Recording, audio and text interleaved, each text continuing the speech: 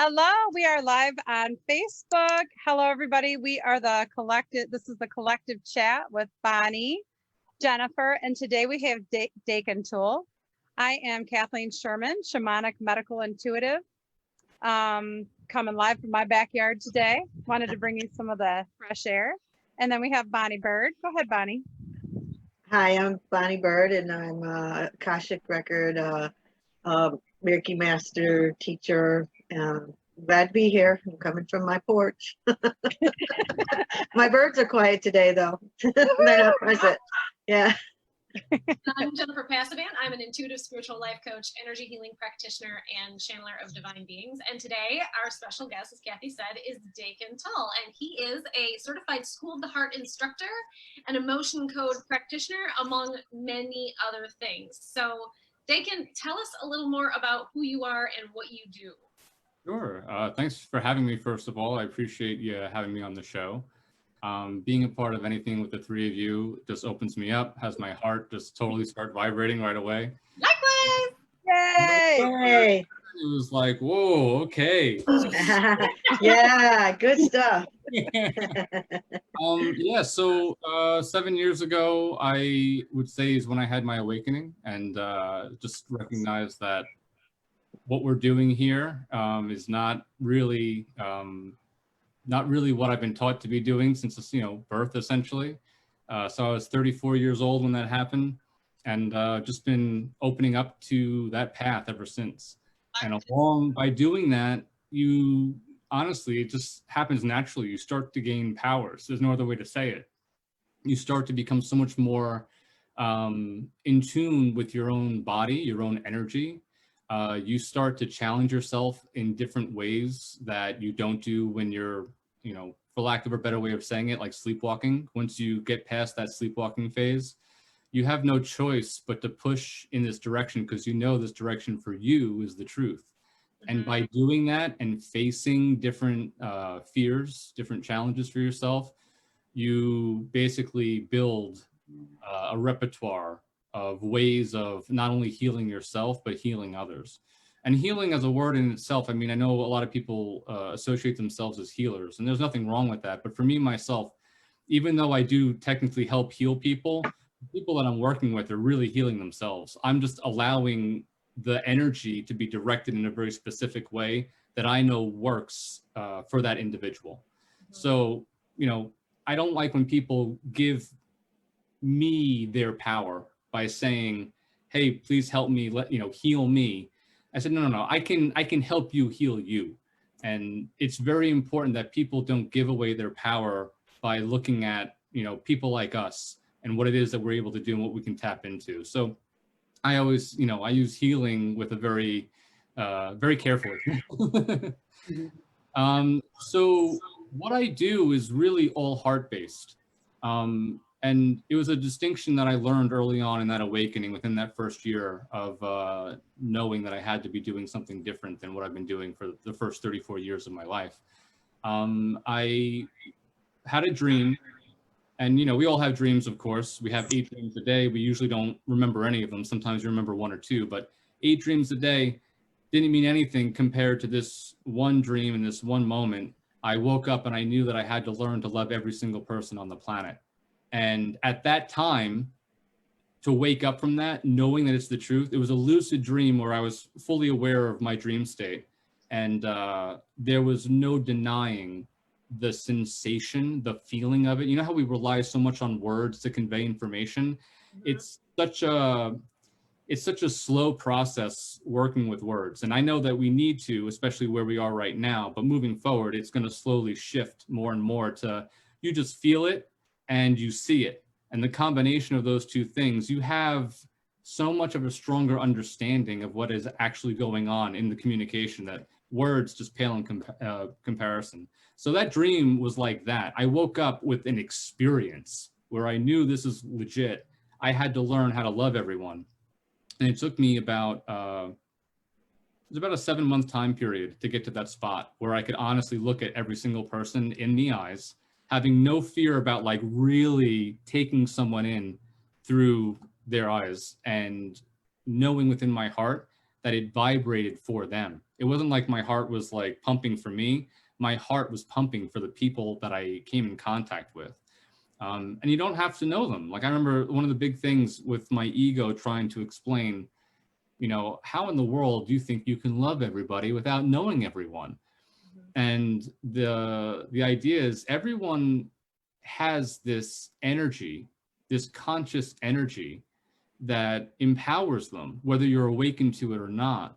So I see everyone immediately as my brother and sister without knowing anything about them. I don't even have to see them. You know, it could just knowing that there's a space on the other side of the globe that exists and has, you know, is called a home for certain people.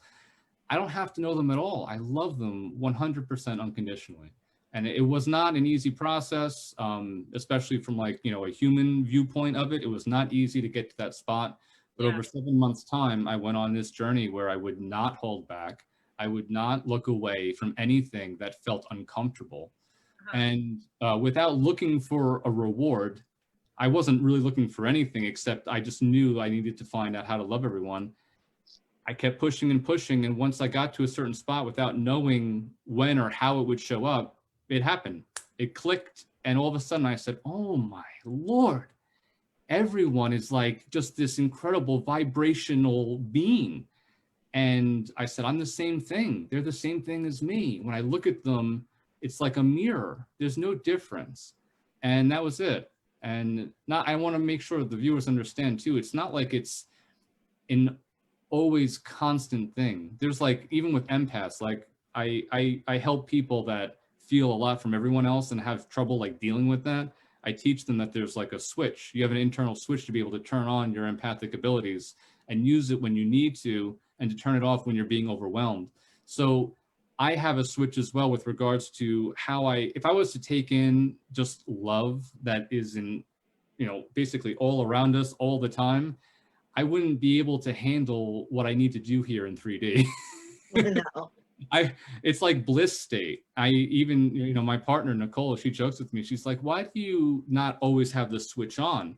I said, because I literally would not stay here that much longer. If I just had it on all the time, I think my ego would eventually kind of fade and dissolve, and I would wind up just moving somewhere else. So yeah, it's been a wild journey, that especially those first 7 months. And since then, I've just been continuing to challenge myself. Anything that I feel is like, I wouldn't say it's fear vibration, but something that holds me back, where I say no up here, mentally up here in the brain, it's processing and saying, no, you can't do that. That's an immediate trigger for me to go, okay, I'm totally going to be exploring that.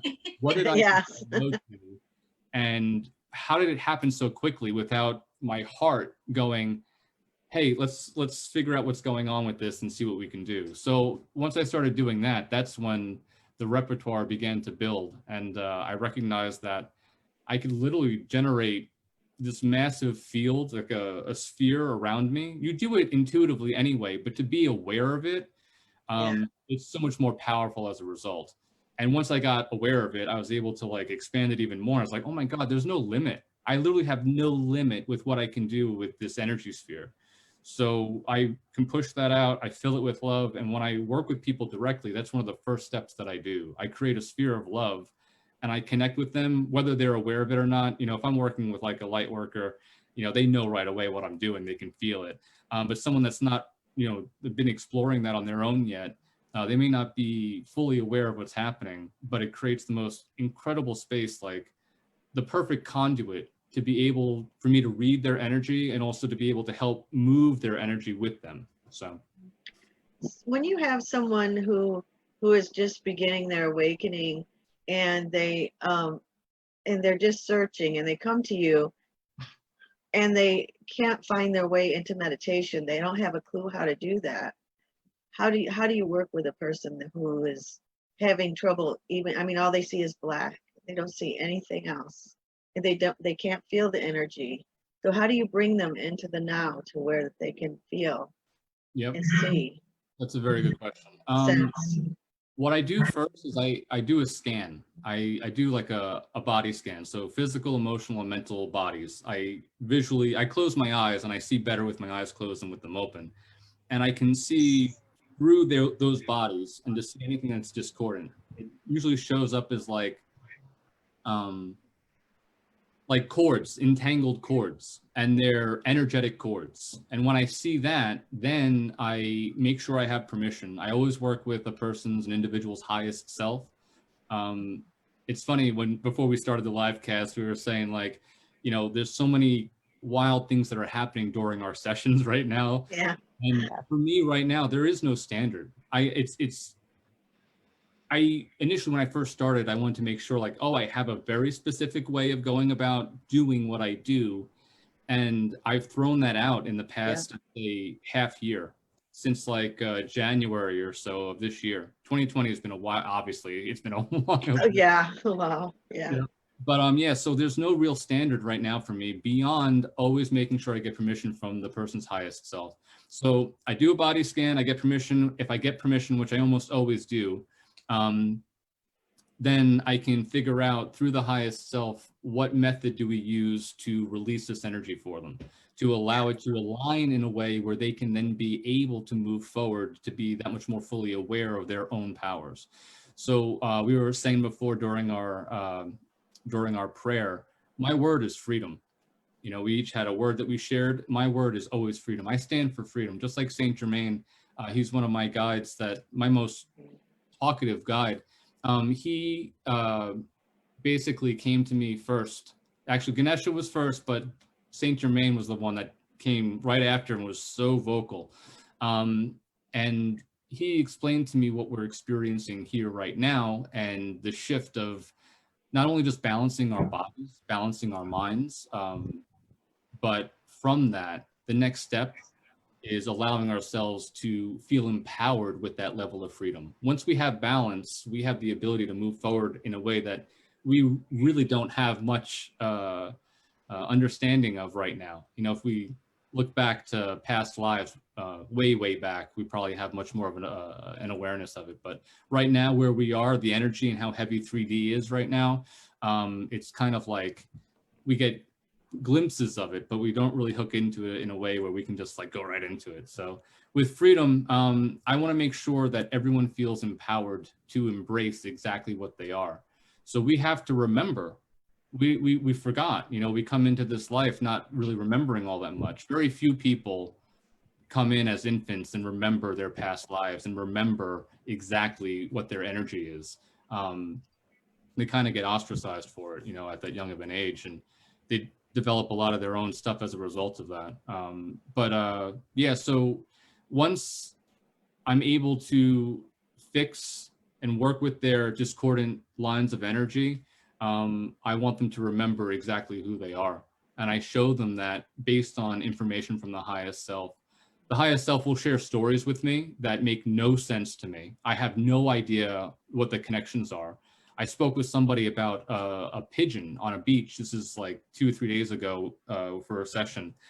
And I just trust, 100%, I just trust in what comes. I've done it enough where I feel that I can do that. But initially starting off, it's like, what am I even talking about? How is this even like legitimate, right? Yeah. And I explain at the end, I don't understand what this means, but apparently this is a story for you. And they go, I get it. It makes perfect sense. And we can move forward. It's like, okay, great, because I would be able to explain it for you, And once people are able to remember what they are, there's many different ways of doing it beyond, like in a session, in an individual session, it's important to hear certain stories from the highest self. But there's shamanic breath work that I do that I think is one of the ultimate in bringing like an incredibly powerful balance within 45 to 50 minutes.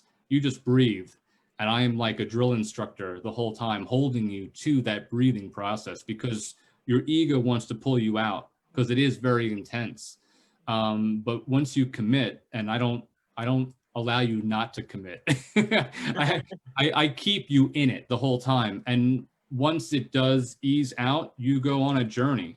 And when you come out of that journey, and it could last anywhere between 30 minutes to an hour, after the 45 to 50 minutes of breathing, you got a 30 to 45 minute of just, you're somewhere else.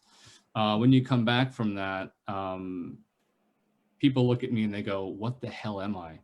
Yeah. And I go, there we are. Now we can talk.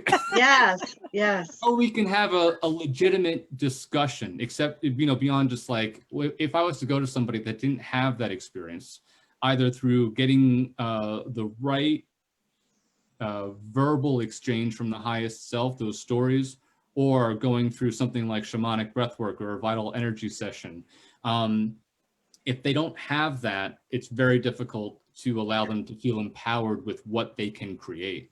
Yes. And I mean, let's be honest, you guys know this better than anyone. All we're doing is creating. We're this absolutely incredible, unlimited force of creation. We are creation energy. And it's all, there's many words, we call it source, right? We call it consciousness. We call it the great spirit. You can call it anything, but literally what it comes down to is love that loves to create. And love is not just this, the definition that we give it as human beings. It's a very limited definition. Love, to give a very clear understanding of what I mean by that word, is everything that you know and don't know is love. Everything, whether it's tangible in physical form or things that you're aware of as concepts, just like ideas, as well as things that you have no idea about. Right. You know what I find really interesting is that every single one of us, you described what we do, but we all do it in a different way through our own filters. Yep. And it's amazing because we're all trained by our guides. We're all trained by whatever we went out there and decided we wanted to learn. And it still comes together. Spirit work comes together in the same way because we're all humans and our consciousness works the way it works. And we're working in the quantums, and all of our tools are unique to us because of our filters. But it's really amazing that it just comes together just in the way that you just said it. But I could see because I've seen all of us work before, and I've seen you do your stuff on the talks. Yep. And so I can see all of us at work and what you were speaking. So it's almost like the language of spirit, the energy of spirit. So that was pretty amazing, and we thank you for all that. That's pretty amazing. Oh, it's my pleasure. Being able to connect like this, I've said this before, whenever I've had the opportunity to do this kind of thing, we need to connect more. What you guys are doing is a fantastic platform to bring people in to become more aware of different things that are outside of the norm, but are becoming more and more the norm, which is great. We need to be talking more. We need to be sharing more. We need to open up, and it's not about, any kind of, I think we're taught to have like some sort of need for compensation for any kind of information. And that's not at all what it's about. We need to share openly and freely to be able to work together to build and create. Like I said before, we're just creators. That's all we're doing. We need to be able to create in a way where it's so much more community-based, so much more support-based, so much more love-based, and sharing. When you share openly, and it's not just like me speaking right now at all, it's like every single person on the planet. When you share openly, everything comes back tenfold. And that's not the reason why you should be sharing openly. No, but you do it. You just do it because it's just the way it works. Yeah. And that's what I was thinking the whole time you were saying that. It's almost like we're all on the same chord, because I was going to say, when you finish talking, when you share, you get 10 times more back. Oh, so that's so amazing. That happens to us every week. We get connected like that, and we finish each other's sentences. That's where we're going, right? I mean, I really a short story, but the connections that we're all making by doing what we do, the finishing each other's sentences, the next step in 4D, becoming collective consciousness. It's such an amazing, like, how giddy do you guys feel like at the end of a show? We do. We can't get off afterwards. An hour later, we're still talking. Chatting away, because you guys are feeling each other, and it transcends what we understand as 3D, and it makes perfect sense, because it is a fourth dimensional way of being. to be able to connect in a way where you know what the other people are thinking without even really knowing it. You're just speaking it, and it winds up, oh my God, I was going to say that. And yeah, I can't believe that. I was saying that too, you know? I remember the first time that I took someone's hand, and because she said that I had done energy work before, but I'm not sure if it's meant for me. And I said, well, here, let me have your hand. And she gave me her hand, and I put it in my hand. And I just started speaking with love from the bottom of my heart. And all of a sudden, the love started coming down from spirit, and it was coming through my heart, and it was going right at her. And I was like, what is this? I mean, my heart felt like it was this big. And the girl goes, oh my gosh, I need it. She had a sweatshirt on. I need to take this. Oh my God, I'm burning up. She goes, what is that? And I go, it's love. I go, isn't that amazing what God can do? I said, he really wants to know that energy work is for you. And she goes, I get it. I get it. Duly noted. And I don't know if a lot of people know that when we channel that energy through our bodies, we're getting all of that amazing energy. And I mean, you feel so amazing after you help people like that all day long. Yeah. Yeah. So it's just amazing because we get the benefits too when we work with you, you know, assisting people, you know, through their paths and helping them. Just like DaKen was saying, you know, like we're putting our effort in too, though, but you know, but we're guiding you and helping you to kind of help yourselves. Yeah, because I mean, Kathy's the one that made me realize that, because I kind of sound like DaKen, you know, that I'm just the conduit and I'm standing there holding space. But she said to me one day, she says, you get up, you take it out of your schedule, you go in there and you hold the space and you hold the light so that you can hold space for them, and you do your shadow work so that you can continue to help them. So you are doing something. You are adding to the mix. And that kind of turned a light bulb on for me, because I went, well, I guess I am. Yes, You you know, are. I guess I'm part of that too. The way I see it is we're the middle one, kind of bringing in that energy but I'm putting my energy into it too. And it's like we're combining, what I see is spirits coming through me, and we're combining our energies and swirling into the person, like, because we're all combining because we're all one. Yeah. So we're just combining our energy to help them out. That's how I see it. Yeah, I see it as like an opportunity to facilitate. You know, the healing is all theirs, and they can take it or leave it. They can allow for it or not. But they came to us to help facilitate, like kind of get the ball rolling and get the energy moving and illuminate what might be, you know, stuck in their energy fields, or, you know, that they might not have been aware of, or could have been from a past life, or things that they thought they dealt with but really hadn't, or they did but the energy's still stuck in it. Like, there's so many things that you cannot be aware of, but when you seek out an energy healer, it's not because they're doing the healing so much as, like I was saying, we provide the opportunity for, and we help facilitate it. But it's kind of a team effort, but really it's all particularly with the person who the client, it's kind of their ball game. Yeah. But you know, if you're not aware of the energies and all that good stuff, it helps to have someone kind of shining a light and say, well, you know, you got this bit in your energy field, and you can go, oh yeah, actually, that's right, I do. And when you're aware of what you've got to work through, or what needs releasing, or whatever, it is so much easier to work through it when you know what you're working with. You know what I mean? Oh, sure. Yeah. Yes, for sure. Even I mean, like I think it's important for people to know too that aren't doing any kind of light workers energy movement, like just how much is necessary for even light workers to be working on themselves. And yes, it's like especially something to share about what's more recently been going on. I am feeling everything everywhere, everything that humanity is going through. I'm feeling it so much. And the only good thing for me is that I'm able to be aware if it's mine or if it's the rest of the world. Yes. And it's great because I'm aware that it's essentially humanity's, you know, uplifting and dealing with letting go of all this energy. And I get to help do that, you know, on my own, in my own way. No one knows about it. And I'm sure you guys are doing your own stuff in your own ways as well, in helping yourselves. But it's so important that it's not like they're on their own dealing with something crazy. We're all feeling different stuff, and we're all allowing ourselves to be open to it and letting it go.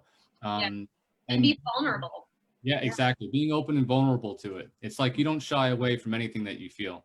That's one of the most I always tell my students that when you're watching the news and you feel sad and you feel upset about it, you could do something about it. Just send a pillar of light and drop it down. Just love. Send it. Keep sending it. And that's what you can do. You can help change everything by sending the love. And don't internalize that, because it's not yours. Yeah. You know. And DaKen, what you were saying about how you've been feeling the emotions of everyone and everything, but you're aware of it, you know it. And that's when you are an empath and you are to the level where you can tell the difference, what you're doing is you're processing the emotions of the planet for people who don't have the ability to healthfully and constructively process it on their own, which kind of helps to temper the energy a little bit for the planet. And I'll tell you what, we're heading for a time where that's going to be that much more important. It's going to get that much more important for us to hold the light and not allow ourselves to get sucked into the anger and the fear and the division and the whatever, and try to kind of process and plant seeds of awareness too for people that are allowing themselves to be blinded by the division, the anger, the fear, the whatever, and are using that as a means to kind of, lash out at people or end friendships or whatever it is that they're doing. Yeah, I know. It's perfectly stated. I completely agree with you. I've been shown a few years back, essentially the role of what we're doing right now is to hold vibration. We're not allowing the vibration to go down. And by holding it, like you said, we're allowing the light to continue to shine, and it becomes a beacon for anyone else that wants to allow themselves, a lack of a better way of saying it, to rise up, to allow themselves to basically reach that higher vibration as well. So it's a fantastic time. I mean, every moment that we have, I feel, is like a fantastic time, but it feels even more exciting now. I get to speak with a lot of kids, and their energy is so off the charts. Kids that are 17 years and younger, it's like the cutoff about 16, 17 years old. Oh my God, they're amazing. And to be aware of what they know intuitively, it's like, it just further confirms, yeah, we're here to hold the light. And the kids in this generation are helping to teach us, how to do it, and how to do it in a way that's so seamless and so effortless. So it's been a wild ride the past 6 months. Yeah. And to be able to hold compassion for people who have inadvertently kind of taken the bait of allowing themselves to fall into a state of fear or anger, and then therefore inadvertently promoting division, because it's hard, because they're behaving in ways that are ugly. Yeah. But when you can have compassion by saying, you know what, they're behaving that way because they're in a state of intense fear. They might be utilizing, guilt or shame or ridicule to get you to do what they think you should be doing. But they want you to do it because they're friggin' terrified. And when you can, and it's true, that's why they're being emotionally manipulative. So that is because they think that if you don't do that thing, the whole planet's gonna die or some god awful thing. But it's that level of it's that level of fear, and which brings up that much level of anger and frustration because they can't control you, and it pisses them off. Yeah. But when you can have that compassion and say, hey, that person is obviously in a deep state of fear, and that's where they're coming from, and then come from a state of peace and compassion and love and say, I understand the way you feel. You don't have to say you agree with it, but you can say, Right. I understand that you feel the way you feel, and you are entitled to it because that's what you've chosen to believe.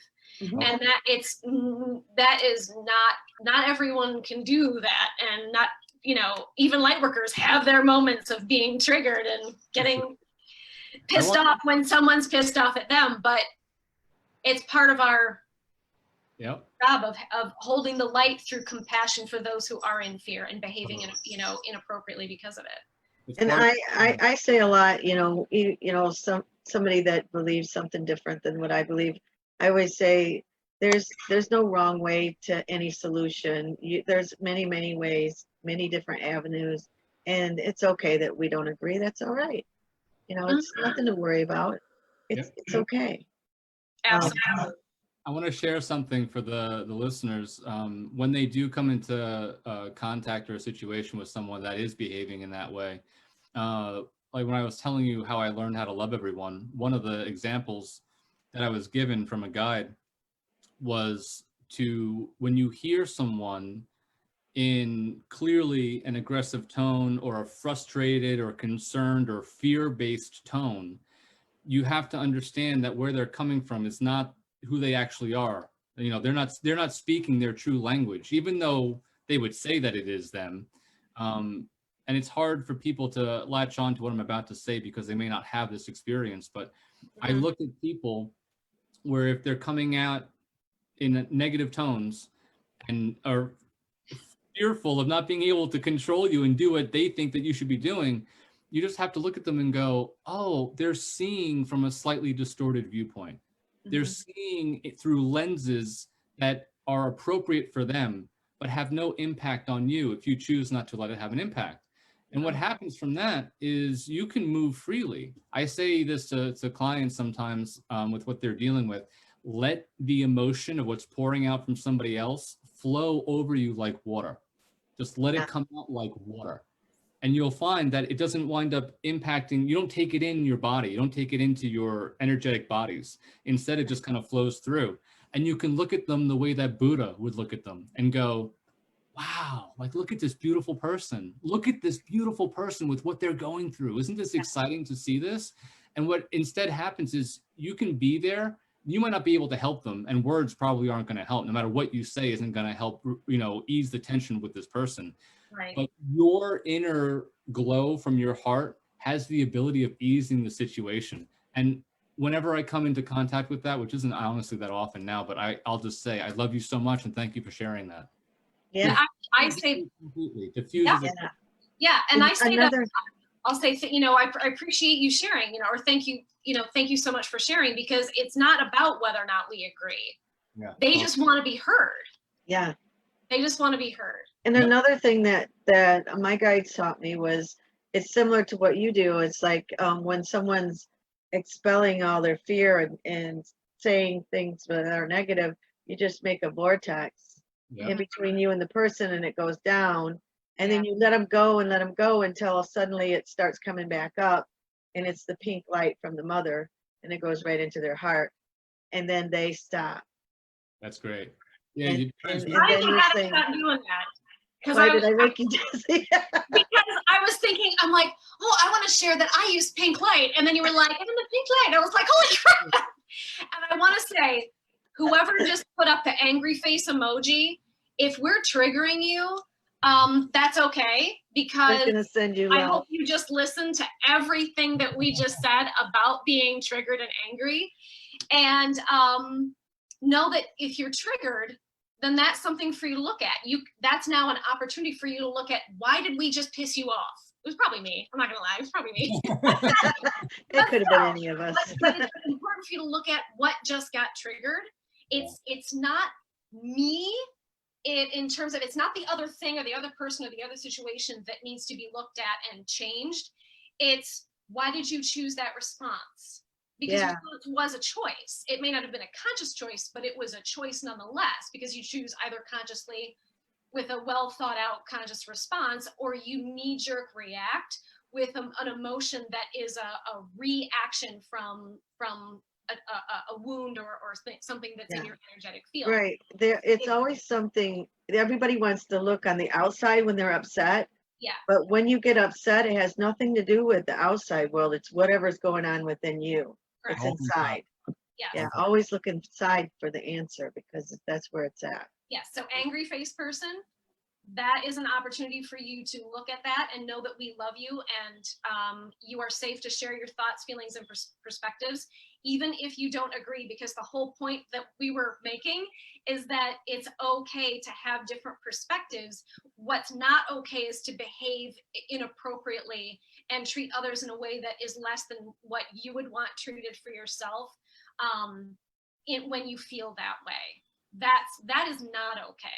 And so if someone is doing something that you believe or isn't doing something that you believe they should be doing, or is doing something you think they shouldn't, and you use anger, resentment, emotional manipulation through shame, ridicule, guilt, that is not okay. That is not appropriate behavior.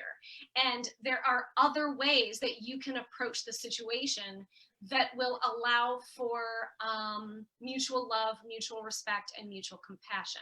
Yeah. So look at whether or not you're behaving in a way that you would want someone to treat you. Yeah. I always say, what's the healthiest thing for us to have happen? What's the healthiest way to be able to deal with what it is that I'm experiencing? Yeah.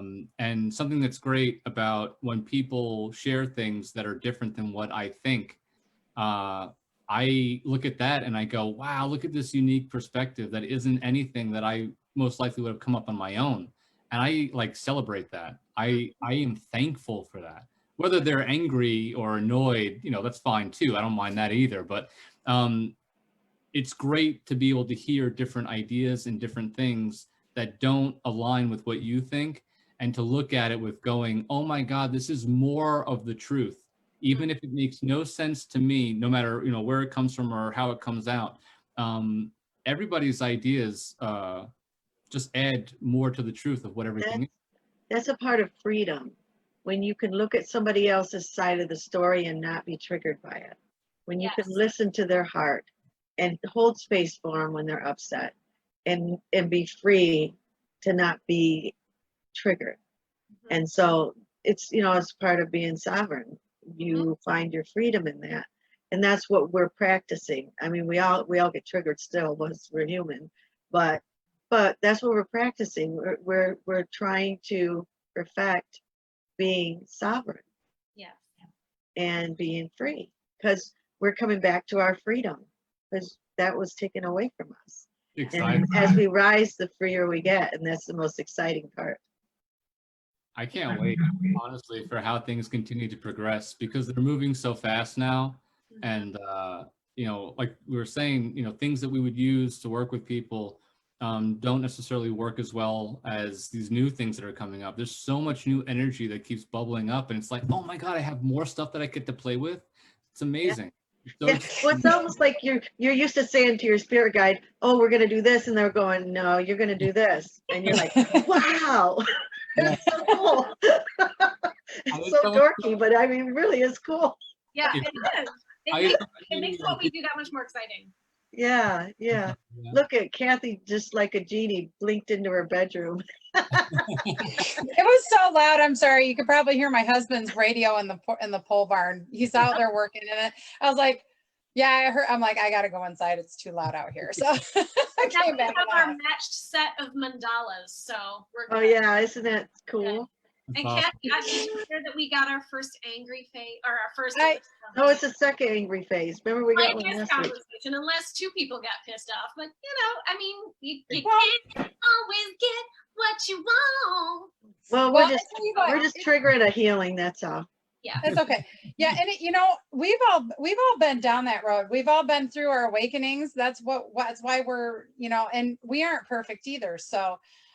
We've all been through those stages where we were in a lower energy too. I was in a lower energy at one point, and once in a while we kind of go back to those. You kind of every once in a while go through another awakening, and you're like, crap, I thought I was done with this. No, you get to do it over and over again sometimes, which is just not always the greatest thing, but it's part of moving forward. And when you move forward, it's actually amazing each time Yes. to walk through that new threshold. It's like getting to be reborn over and over and over and go, oh, I see. Yeah, veils. There've been veils one after another. And the first veil that my mother in spirit came and helped me remove that veil. And then I noticed later down the line, I'm like, crap, there's a whole bunch more of them. That's just the beginning. It's a never-ending. I was really blessed this weekend because I had 2 masters today in my Reiki class, and yeah, it was so exciting. And they went, "Oh my gosh, we're masters!" And they were holding up their certificates, and I go, "Guess what? This is the beginning." Just the start. Because now your guides are stepping in. This is just the beginning. Mhm. And they were like, "Oh God, I'm so excited." It was so much fun. That's so funny. When I was in Sedona, I had my guides basically give me the award of master, and I remember thinking, I don't know what that means. Like I feel like, and I understand like what a master is, and I know I've been taught by certain masters, and I felt their energy very deep, and I'm aware of like what that feels like, but what it actually means is like there's so much more beyond. Like I think some of the most difficult things I have experienced were immediately after being given that title. Yes, yes. And I The was like, title is just the threshold. You're just stepping into that realm, Yeah. exactly. Yep. and then all kinds of things start happening. You Yeah. know, Stuff. And amazing. we're all really working on our mastery. Everybody's working on some form of their mastery. We're all in just different places. A lot of people, you have many, many lifetimes we're working on this. And so, for me personally, I've been a healer in many lifetimes where I finally saw that as I went through my awakening process. I could see some of the things, and I've accessed those things in this lifetime to be able to pull them all together into one package, which is kind of cool. You get to do all the things, like you get all those things in your tool belt. You start working through all those things. But I didn't do that in one lifetime. I did it in hundreds upon hundreds of lifetimes where I went through some crappy stuff, you know what I mean? And we all did. And Bonnie, that kind of makes me think of you with your book that you showed me of things that you went through in different lifetimes that you told me about. Is that okay to say? Yeah, it's okay. Yeah. Yeah. Like, It's like, You say it and then ask. No, I'm kidding. oh, it's okay. I didn't think she'd care, but it was it's kind of a cool thing. Like and then they show me like when I started going into it, to see some of the stuff I've been or who I've been. I asked my guys to show me because I'm lucky in that aspect where I can see it. But they show me not all of it was great. When I was I was an Aztec shaman in one of my lifetimes, and trust me, that did not end well. be careful what you ask for in your records, because I wanted to know what was holding me back, and they showed me a montage of being murdered in every which way you can imagine. Yeah, that's what I was talking about. For being spiritual or being a healer or being some sort of, No something. doubt we've all experienced that. Like I think a lot of old souls who were already old souls back in those lifetimes when we would have been the community outcasts and the community crazy and the community weirdo, that the community witch, you name it. Yeah, Yeah, but we kind of still are sometimes. You would be the one that they brought when somebody was really sick. They would bring it. They would bring them to you because you were their last resort when the little, country doctor didn't do what was necessary. That was one of my lifetimes. I was a hermit in the woods because I was the spiritual psychic herbalist guy that was an outcast, and so I went and lived in the woods. And when the church's medicine didn't work, they would sneak away and have. So yeah, I'm sure all of us have had. I had one not too. That life, like not that exact, but like that very similar experience, something very close to it, because it was so common, and that's kind of a part of our meat and taters of like you were saying, the tool belt, the things that we're pulling in. We've all got that kind of thing in myriads of different ways from myriads of different lifetimes that we're sticking in our tool belt. Well, but it's exciting because they'll open a new one that we didn't know we had. We're like, oh wow, I could do that. Wow. Yes. Pretty amazing. Exactly. Exactly.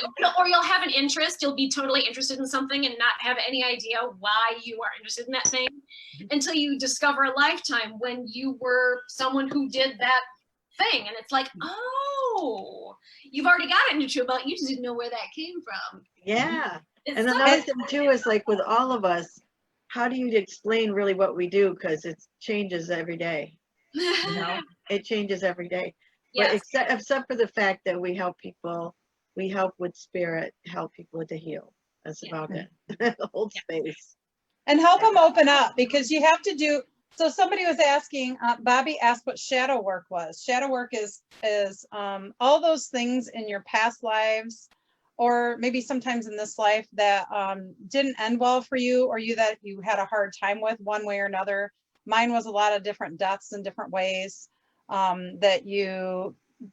A couple of examples for me is since I can see past lives, I would have something that would hurt in my body. Mm-hmm. And then, I don't know if I should go into that one. I'll just talk generically. Some of them are kind of rough. I had one where I was killed for being a healer. I was a man, I was a healer. And I really, it was like a plague type of situation. And I actually helped a person heal with herbs. And so they basically called me a witch, and they said, you know, they were putting me to death, and off went my head, but not all the way. So, you know, that is kind of a thing where my neck was hurting. You wouldn't think that these are types of things. My neck was really hurting all the time. And with a lot of work in going into these past lives and seeing in many different lives, not just that one, that's only one out of the, 50 that I've done work on. That's all my shadow work is, me seeing that and going, oh, and then healing that from within. I even went back to that lifetime. You can go back to past lifetimes and heal yourself.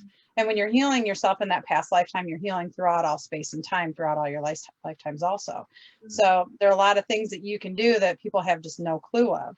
Yeah. And we all do it in different ways. You know, DaKen, you could be healing somebody could heal themselves with breath work alone. They could heal themselves by tapping. Sometimes they're doing like a soul retrieval with me. And DaKen, do you do soul retrieval type work also, by the way? Oh yeah.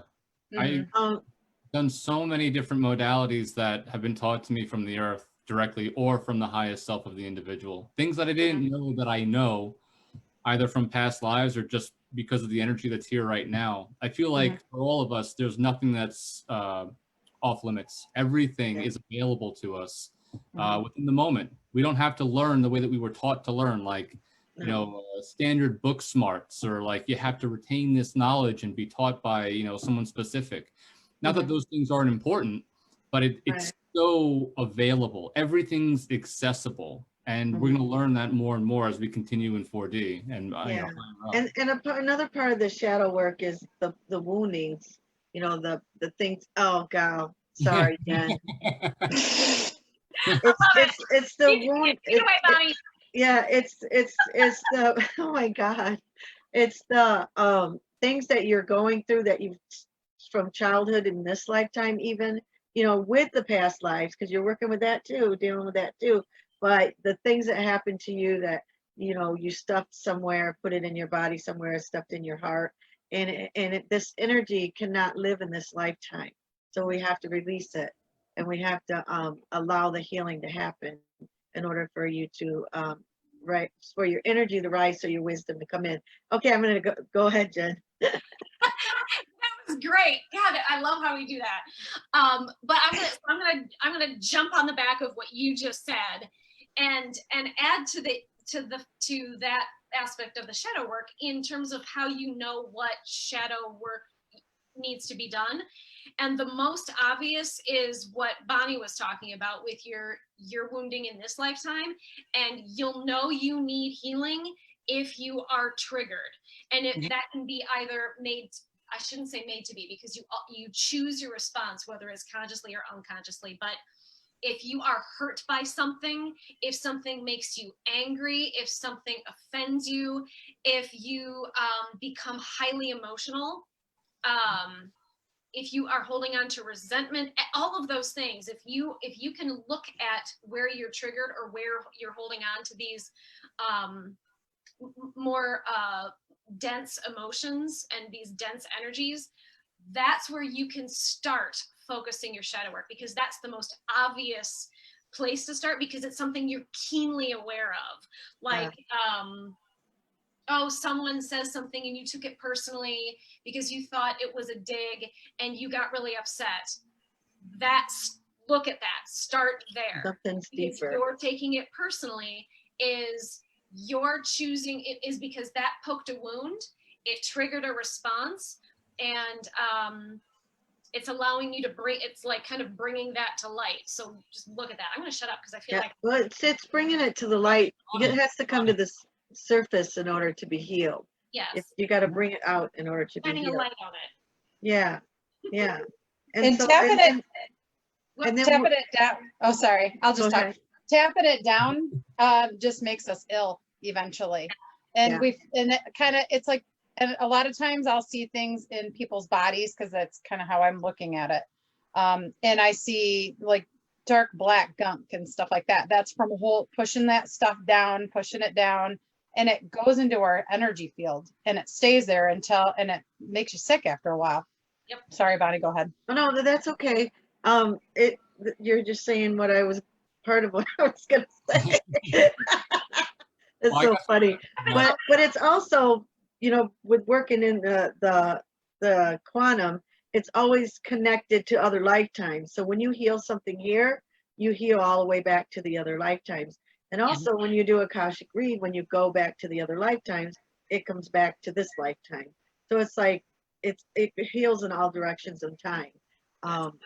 So anytime you get past a huge wounding, it's always an upgrade, because you're gonna receive more light when you've released that. I want to make a distinction for people, the difference between feelings and emotions. Because it's very important, because there's a space there, there's a window of opportunity before a feeling becomes an emotion, where you can build muscle memory for yourself to keep yourself from being triggered and becoming like reactionary to whatever it is that you're feeling. And if you are able to do that, a feeling just kind of moves. You kind of get a sense for what it is that you're taking in, and you can allow it to move out. And if you don't, then there's the opportunity, and depending on what the situation is, sometimes people can be going through some sort of traumatic event, and it's very difficult not to have those feelings turn into more solidified emotions.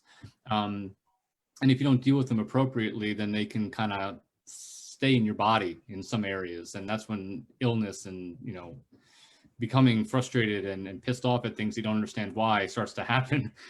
So developing some sort of memory with regards to when you feel something, just open up to the feeling and see how you feel within the feeling. I had a master once tell me the most amazing thing that people don't do is allow themselves to feel the feelings. And I took that very strongly early on in my searching when I was doing some heavy seeking. It's like such a simple idea, but just to feel the feelings. You'd be surprised, like how many people don't do that. They just don't allow themselves to like open up to feel it, no matter how uncomfortable it is. And if they were more open to doing that, they'd have the ability of kind of maneuvering around it, or looking at it in a way where they can not let it have power over them and turn into like these heavy emotions, right? Where they start acting in ways that isn't truly who they really are. Well, if you think about your emotions and your feelings as a barometer to whether you're connected to the light. When you start feeling sad, you're in the lower energies, you're in the lower part of the scale. It spirals down. And when you feel happy and joy, you rise up. And so instead of being afraid of your feelings, not wanting to feel them, figure out where you're at and decide whether it's something you want to keep or not keep. And then you let it flow through you, just as you said earlier. You let it flow on out. Or heave out of you, with some ugly crying. Right. And we're all human, and we get angry. Yeah. But we're allowed to feel that, but just don't stuff it inside. Let it flow out afterwards. Oh yeah. Let it turn into light. That is such a huge part of my healing process.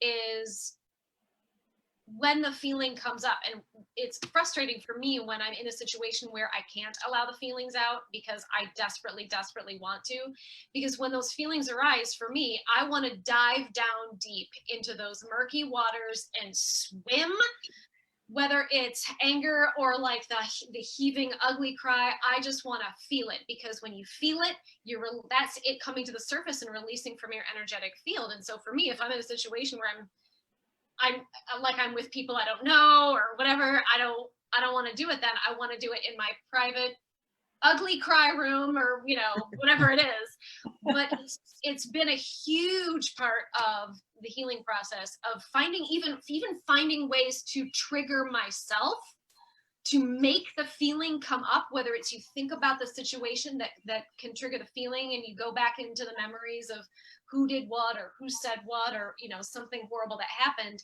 and you feel, it's like you can feel it in your body, almost like an unlocking, and then the emotion rises up, and it's literally like an eruption when it comes out. And then when it comes out, like you were saying, Kathy, about tampering it down, don't do that. Let it come out in its most powerful form. Just let it out, because otherwise it's like putting a cork in it. Like you shook a bottle of pop or something like that, and you just put a cork in it.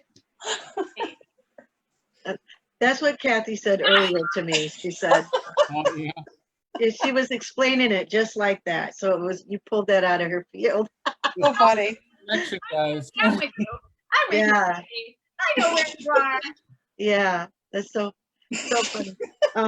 But yeah, definitely when you are going through all that, and the emotion, understanding your emotions and knowing that you don't have to be afraid of them. It's okay to feel them. It's okay to be upset. It's okay to ugly cry. It's okay to throw a tantrum, but come back to center when you're done. Yeah. Come back to grounding yourself and connecting to the light, and bring in the wisdom. What did you learn from that? So you don't ever do it again. What did I get? What did I learn? Yeah. And that's the amazing part about going through all this stuff. And it seems like when you're going through it, it's the worst thing in the world. But then the next day you're like, oh, piece of cake. It's so it's like when you're a little more fresh, like not so much the next day, but like the minutes after, when you've either had you've been punching your pillow, or screaming your head off, or ugly crying, or whatever it is you did to emote, to release that, a peace comes over you. It's like, Yeah, isn't that the most amazing thing? Even when weight of emotion. Yeah, Oh even when you're with a client and you just feel them shift, and you're yeah, like, like an wow. opening. Yeah, you can see it on their face. You can see the way they hold themselves. Yes. It's so amazing. Yes. So amazing. There's Almost so like many.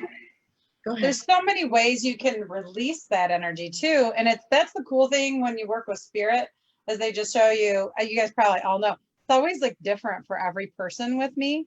And I kind of talk people through a lot of stuff, but it's almost always different. One thing, it's like pulling out energy with one way or another, spinning out chakras backwards, like it's the gamut of stuff. And I think that's the cool thing about working with spirit, is they help you with the person, guiding them on how the best way is for each person, because everybody's different. Bonnie does amazing meditations, and DaKen, I need to do one of your meditations too. I haven't done one yet.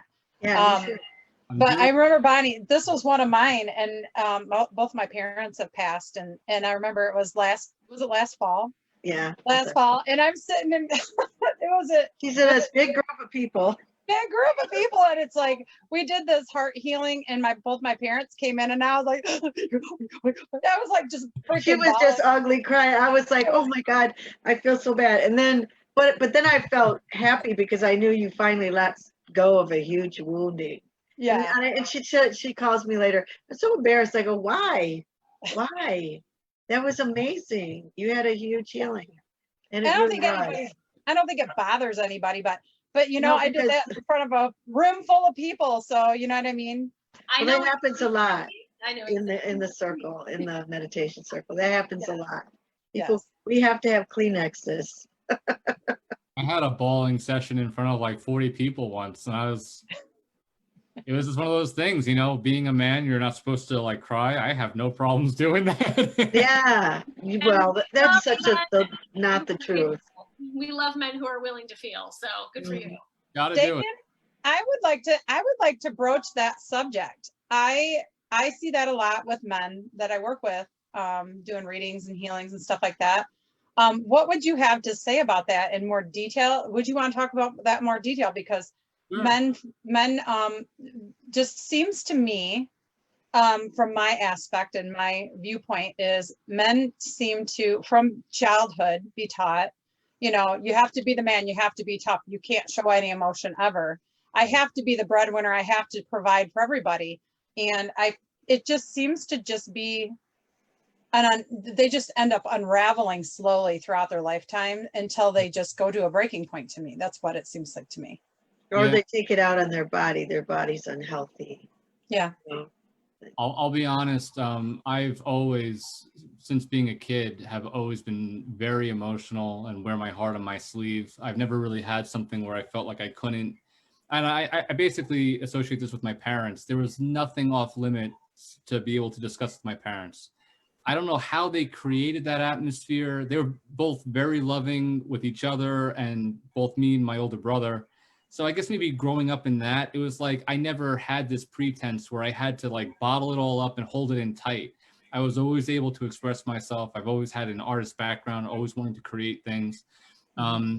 So I never held that back. But I had friends where, especially being an empath as a kid, I could tell like they held on all this energy. And, you know, knowing what I know now with regards to what men typically have to go through, not all men, and it is vastly improved since like I'd say early 2000, and especially since 2012. It's like there's a major shift. If you feel like you can't express yourself, you have to just look at what it is that you're telling yourself. What's the internal monologue? You know, it's not you, it's the ego talking essentially. And if you write down what you hear up here, then you have the ability to kind of dig deep into it. You can interpret what it is that is being set up here. And what it was for me in certain instances when I wasn't able to move forward with certain stuff, because I had very strong definitions of what life was supposed to be. So I had to break definitions. But if you're not having the ability as a man to express yourself and to be really in tune with your emotions, write out what it is that you feel yourself saying up here, and then give yourself some time to interpret. Where is this dialogue coming from? Where are these internal sentences coming from? And you can also, you know, work with people like us to help you make the connections. It's usually either something from past lives or things that you experience within the first like 14 years of life. Within that span of time, it's like you were taught a certain way of being, and it doesn't really match up and resonate with what we are beyond the human being. You know, what we are is this infinite power of consciousness. And it takes a little, you know, leap of faith to get to that point where you know that within your heart. But that's the first stop, essentially. You need to look at what it is that you're saying to yourself inside and see how it connects to things that you experienced as a young kid. yeah, for sure. Go ahead. So, Yeah. Bobby, she says, being an empath is very different and hard to understand. How can you control all the emotions when you are in public? And I'll start, but all of you I know have a lot to say on that subject because we're all empathic to some degree.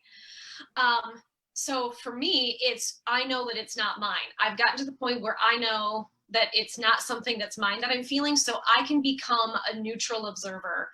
I can allow it to pass through me and I'm aware of it, but I don't have to respond from it. I don't have to actively attach to it and then emote it.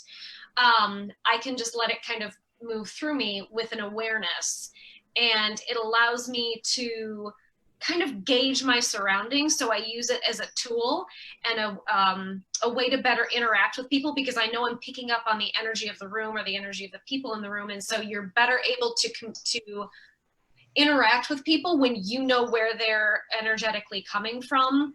And that's the whole point of being an empath, is I can now be empathetic because I am empathic. And so that's my tactic. And then I also ground like a mofo. Well, for me, it's like I first say, I'm feeling upset or nervous. Is this me? You ask the question, and then you realize, no, it's not me. And so then just bringing yourself into the now and just putting your fingertips together brings your auric field in. So if you just put your fingertips together, or imagine that you have angel wings and you're just bringing them in to bring them in close to you, that brings that energy around you so that you don't feel as vulnerable. And when you do that, because I mean, we're all usually way out here with our energy fields. But if you bring yourself into the now and bring it in a little bit, bring your energy field in a little bit, then you're not feeling as much. It's like you're turning the dial down.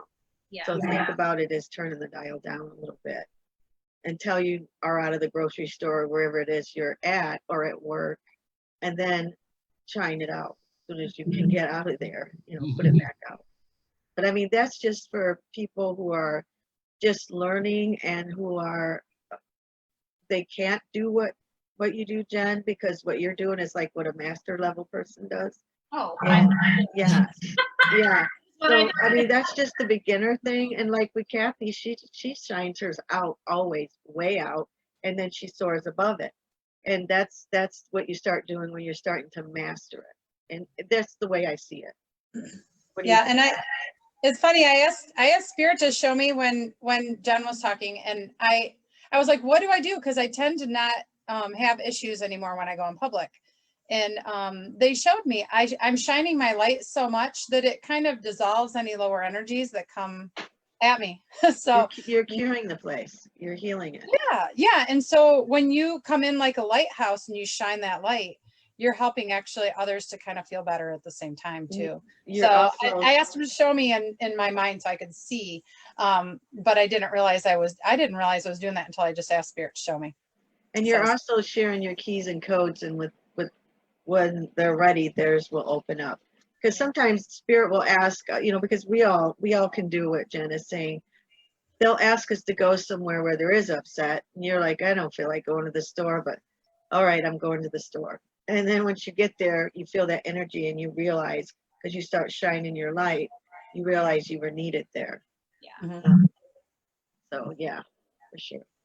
For me, what I do when I feel any kind of energy that feels a little bit discordant or lower vibration, I immediately recognize, one, that I'm not in my heart. So I drop into my heart. And once I'm there, there's no denying where the energy is coming from, if it's internal or if it's external. And if it's internal, I have my own system essentially to allow myself to let that go like that. If I recognize that it is external, like you said, Bonnie, which is fantastic, the turning the dial, that's exactly what it is. Within this space, you have a dial that you can play with, and everyone has a different way of accessing it. If you don't know how to do that, that's something that people, like us, can teach and show. And it's usually very simple and straightforward. It's not like a difficult process to do. And yeah, just being in the space when you recognize that it's external, I think, Kathleen, it's perfect. When you are in your heart, you're shining your light out. And that saying that you hear, like, how do you help the world? Because, if you're, a caring, loving individual, which the majority of the planet is, you want to be able to help the world. And it's like, you can try to do it in an external level, like, through politics or, doing some sort of community work, which is all has the potential to be fantastic, but work inward, allow the light that you have inside and get comfortable with it in a way where you can shine it as bright as what Kathleen is explaining. And you're taking care of that space. You're clearing that space. You're moving it in a healthy way where it not only helps you to be out in that space, but it helps the people that are around you. So I would say go into your heart. And there's many, many different ways to get into your heart. It's very straightforward and simple too. Just like the idea of turning the dial down, if you're feeling too much energy, you have the ability of getting into your heart to really figure out what's going on here and where is it coming from. Yeah. Hey, Jen.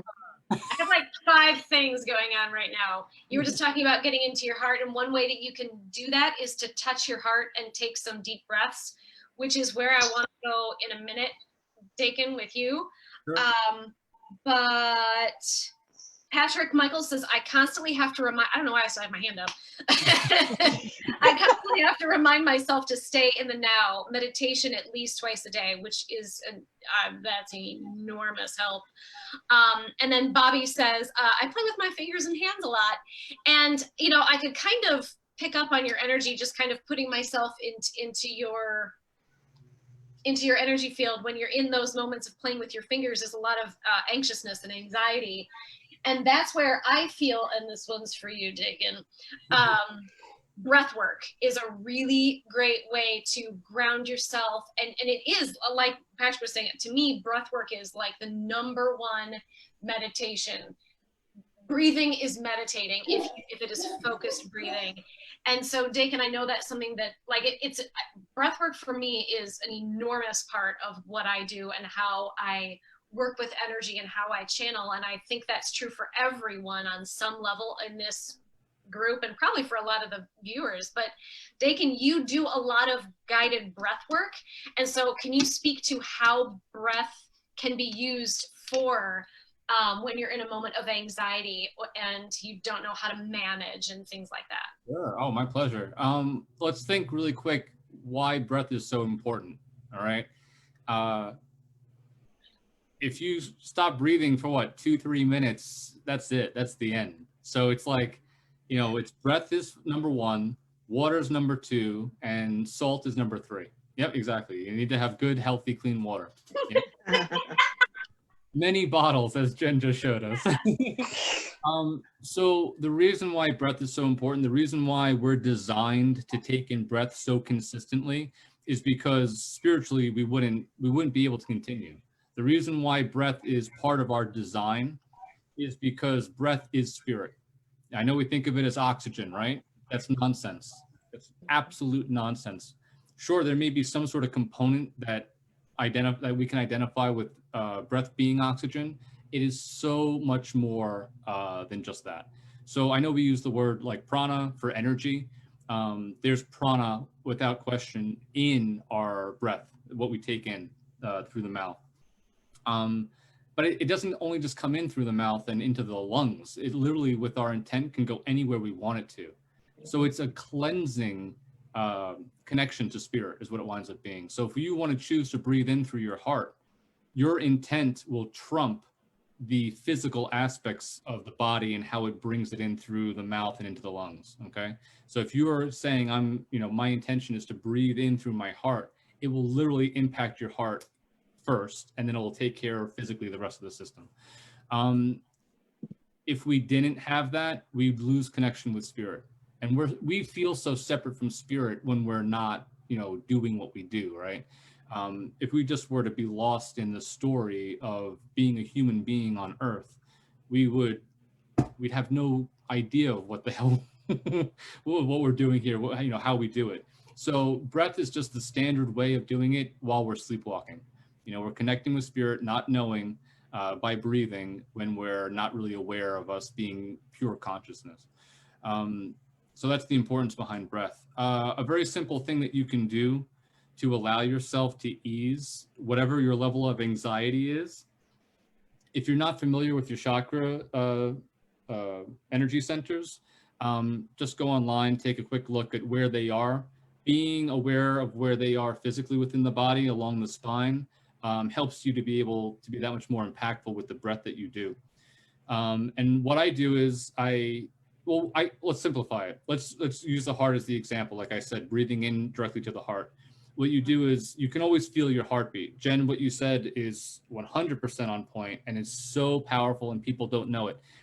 There's 2 chakras within the heart chakra. The lower third of the heart chakra is the unconditional love space. And the upper 2/3 of the heart chakra is individual love. So it's love for one thing. Those 2 chakras exist within the whole full heart chakra. Now, if you go to that lower third, it's basically your plate right here, right where your rib cage begins to curve down, that center point. If you go up about 1.5 inches, you're going to feel a very sensitive space. Don't overthink it for anyone that's trying it right now. Just gradually find that position, gently bring your thumb up, and you're going to feel sort of a shift in comfort level. It'll be a little uncomfortable. It's very sensitive. And when you hold that space, you can become very connected with that unconditional love space in your heart chakra. So especially just first starting off, you do that and you allow yourself to connect to your heart through that spot. And when you breathe in with the intent, I'm breathing in through this space, you can just close your eyes because that tends to be a lot more natural. You connect not only with your heart that way, but your third eye begins to open up a little bit more when there's no light coming in through your two external eyes. And you just breathe with the intent, I'm going in through this space into my unconditional love heart chakra.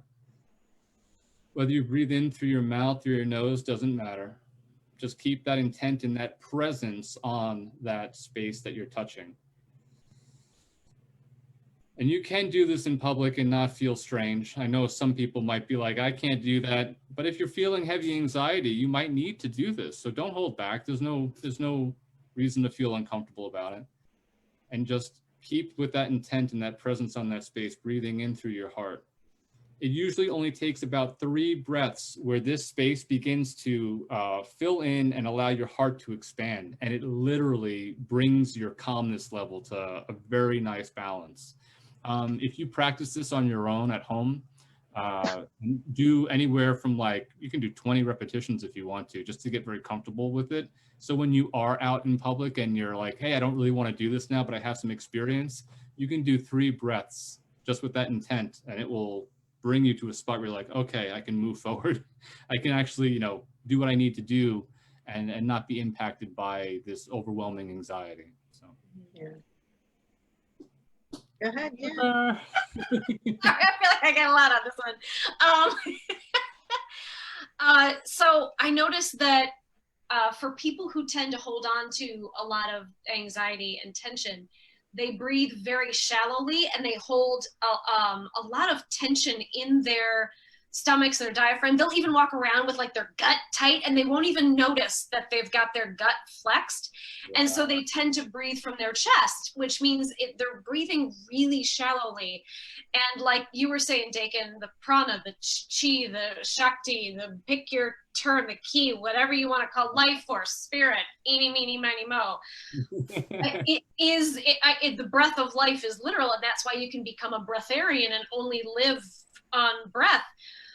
But when you're breathing from in your chest, you're not getting much because you're only using just this part of your lungs. And so can you talk about the proper way to breathe so that you're breathing not particularly deep down into the lungs and really filling up the whole sac so that you can feel your chest expand and kind of go blah. And I feel like, to me, when my chest expands, because you're opening up this whole section, it's opening up your heart more, right? Don't you think? Oh, completely, yeah. I'll set up, go ahead. And no, it's a very good point, because this is literally like a textbook full of information with regards to breath. It seems so ridiculous, right? That, oh, I know how to breathe. Of course we all know how to breathe, but ultimately what we are losing as a result of just being so focused on doing things all the time, we forget and have forgotten how to breathe in a way that's truly healthy for us to be as spiritually balanced as we can be here on the planet. So yeah, there's so many different methods for breathing, but I will share one of the best. It's not easy to do at first, but if you keep up with it, like anything else, right? Someone was talking about meditating twice a day and that they need that to be able to move forward. It's so important to have a standard practice. Every single one of us on the planet should have some sort of practice that's health-based for you. Some people are very active and they like to go for a jog every morning or every other morning. Some people are, they like to play basketball and that's their thing and they do that every day. That kind of a workout for the physical body is very important. There's also mental aspects, so sitting down to meditate. And specifically in this case, what I'll show you for breathing, very important to maintain the practice. Be disciplined.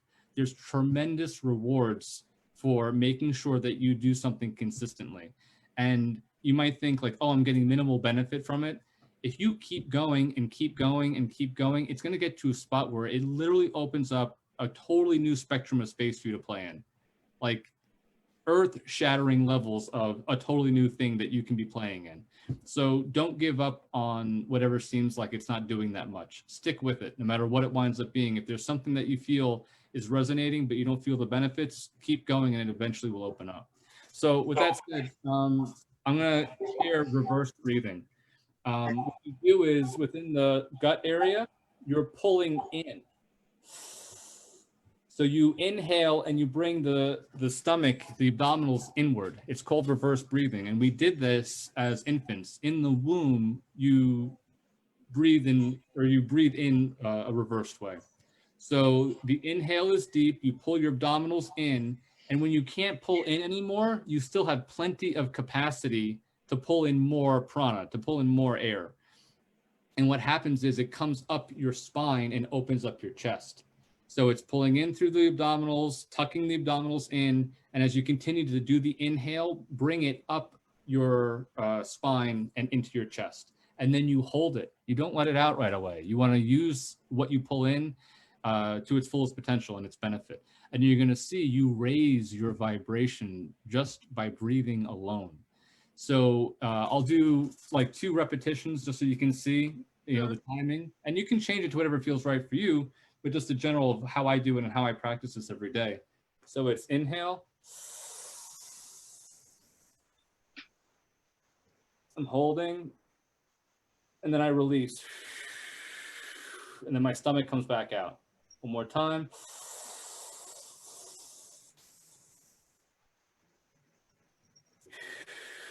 And then I release back out again. And that's what appears to be simple. When you do it more and more, you realize there's plateaus to that simple breath. You do that for a few days, you're like, wow, this is actually pretty interesting. There's something there.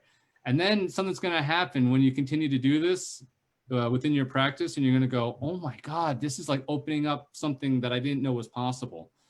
For me, when I started doing this, bringing the energy up my spine by tucking in my abdominals, literally was bringing the prana directly to my third eye without me having that intention.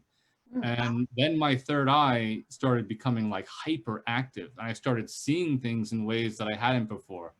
And if I didn't have my guides, I really wouldn't have understood what was going on, but they explained to me why the reverse breath was, having the impact that it was, and what that revealed for what I could do moving forward. Being able to see with your third eye is a really amazing thing. And it can happen just by breathing, And that technique is, I noticed that when I have someone that comes in for a session who's in the victim consciousness, if you immediately go with the breath and you talk them through every one of their chakras and release, breathing through every chakra and grounding them and connecting them, then they can see the real story. They're seeing that they're making up an illusion, that it's not real, that it's their fear that they're living in. Yep. And it's amazing how fast they shift and go, oh my gosh, I'm doing this to myself. Oh my gosh, and it's like, yeah. Because I mean, when you got somebody that tells the same story over and over and they can't stop, the first thing I always do is say, let's calm down and breathe for a minute. Yeah. Because I have an agenda. I'm connecting them so that they can see the real story. And going into the chakras, like you said, is great. One of the things that I do when I hold meditations with a group is I start off, because a lot of these people are already fully aware of the chakra system, and at the very least, they're aware of the main 7 ones.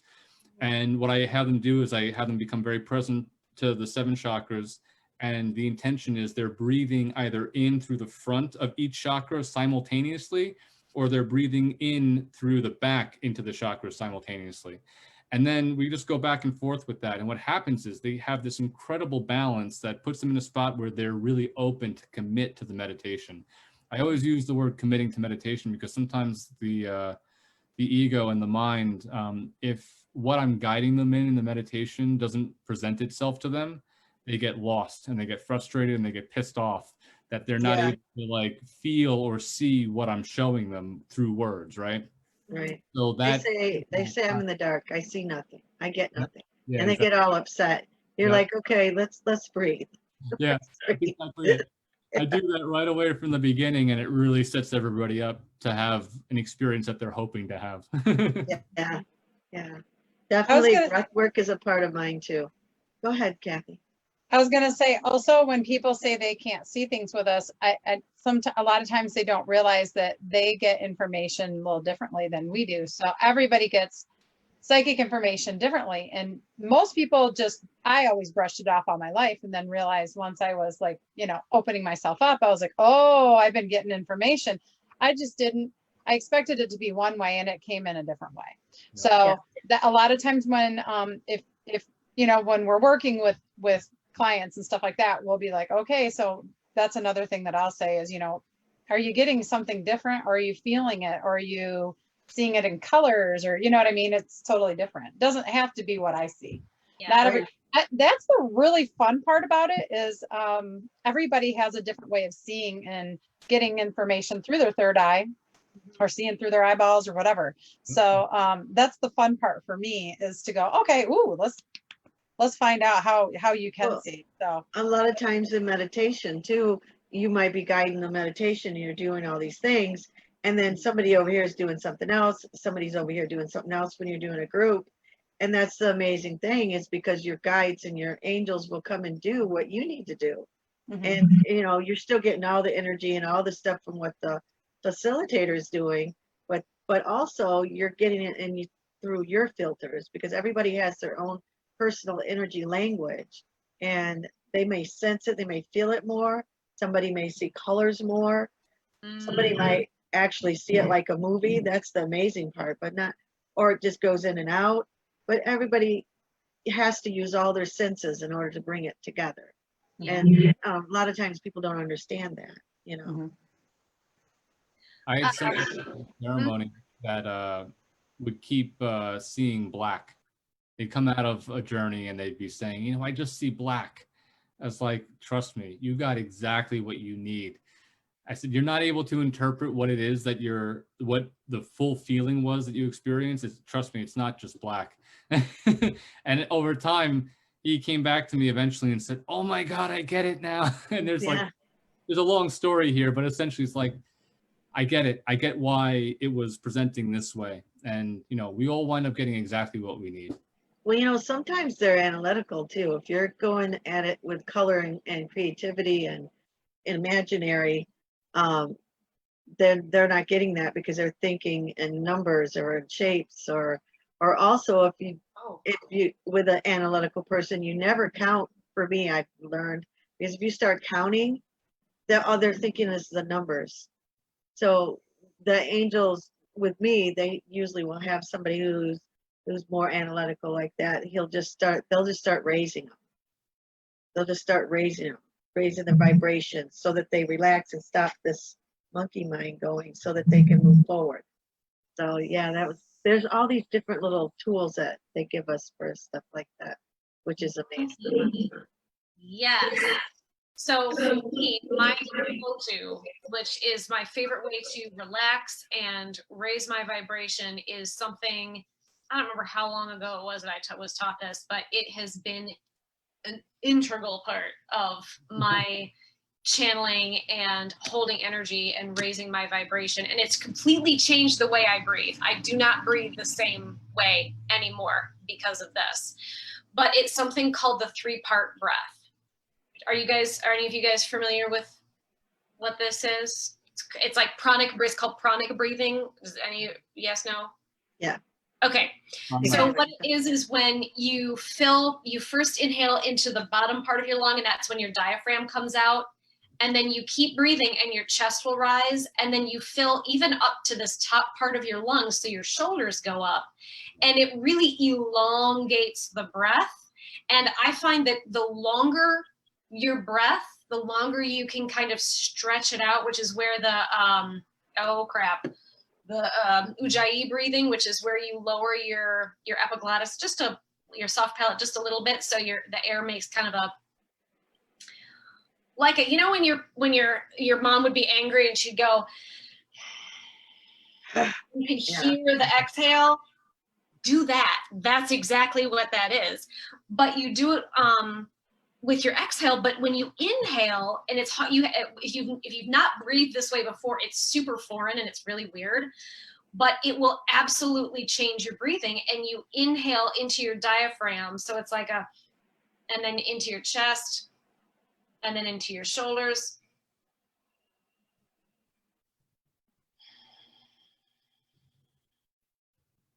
And you exhale in the opposite way. So you exhale this first, but when you don't pause, like you don't go step 1, step 2, step 3, unless you feel like you need that when you're first starting to kind of get it in your mind. But it becomes like a flow, like a rhythm. So it's like I don't know, it feels like a wave when you inhale and exhale this way. And I do what's called, well, it's rhythmic breathing, and you can do it to whatever rhythm feels comfortable for you. But I start with the 6-3-6-3. So I inhale with a 3-part breath to a count of 6, hold to a count of 3, because honestly, the holding of the breath is like the key. Yeah. And then exhale to a count of 6, hold to 3, and you can do 8-4-8-4. You could 5-10, 5-10, whatever works best for you. And if you do that ujjayi on the exhale and really elongate the breath, I have gotten to the point where because my guides control my breathing a lot, they have had me stop breathing because I've been able to pull in enough oxygen and hold it in my blood where it's like, we're just going to let it move and do its thing. It's like my body's like, you don't need to breathe right now. We got this, boo-boo. You're golden. But it is amazing the energy that can come through and the things that open up, and it's just incredible. So that's my go-to breath work trick. Another trick too is that when you exhale, you make a noise. You just make that, not just that one noise, but let go like that. Like that. Yeah. So then you just let the energy just roll off of you. Whatever you're carrying around, just let it roll off. But making that noise for some reason helps the energy move. What you were saying, Jennifer, the reverse breath that I was showing, that's the 3-step breath essentially, like you explained, only breathing in, pushing the abdominals in. Yeah. That's the same idea. When I was saying like bringing up the energy through the spine, and up high and then holding it, it's the same thing. It's not, and like you said, it's not like you're stopping like part 1, part 2, part 3 breath. It's all one rhythmic breath moving up. Yeah. You will sometimes bring your shoulders up a little bit and then hold it, bring it back out. That's exactly it. And that's isn't that like Tibetan Qigong or something to that effect? Yep, it's definitely connected. But there's so many variations of different types of breathing. But yeah, there's definitely a connection to that.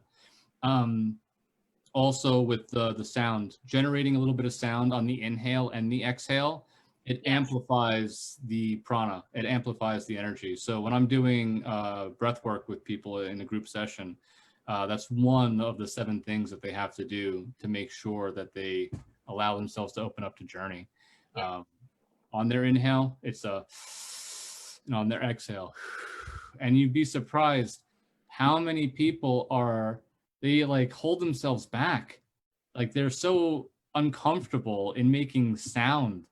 Yeah. And it's funny, like I don't yell, but I am very stern when it comes to, you need to generate sound. Like what's holding you up? Like, let's vocalize here without using real words. Like, create sound. This is like, the whole body is a gift.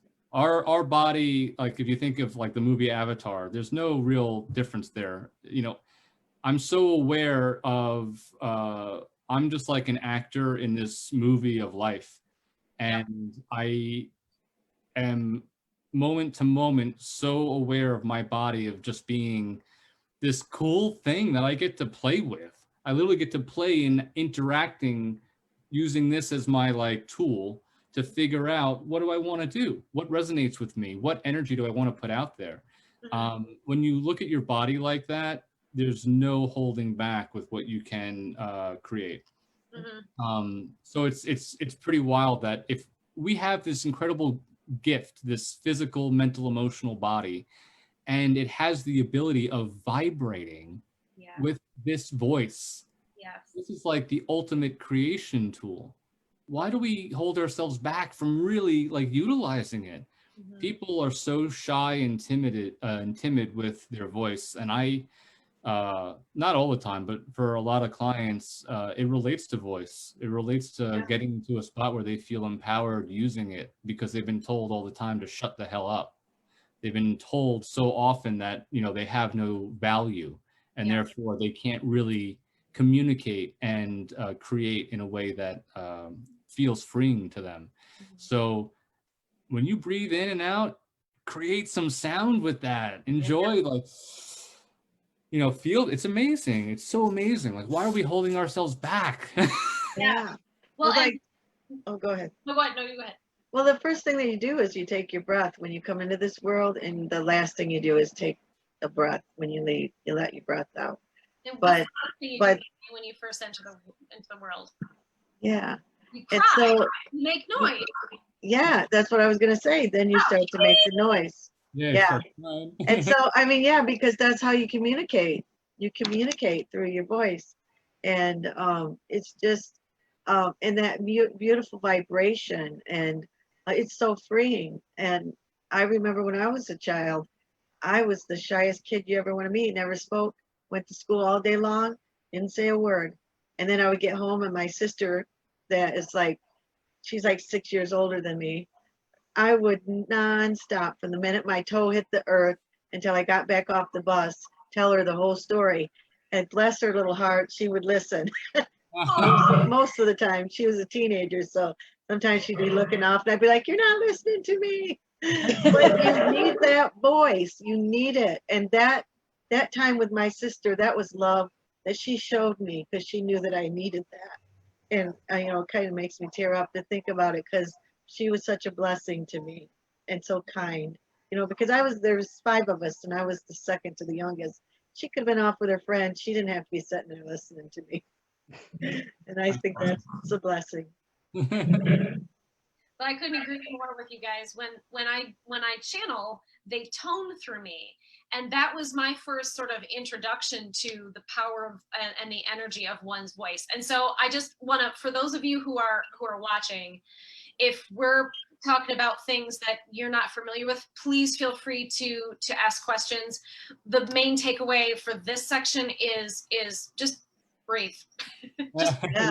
Yeah. That's the main takeaway. Just breathe.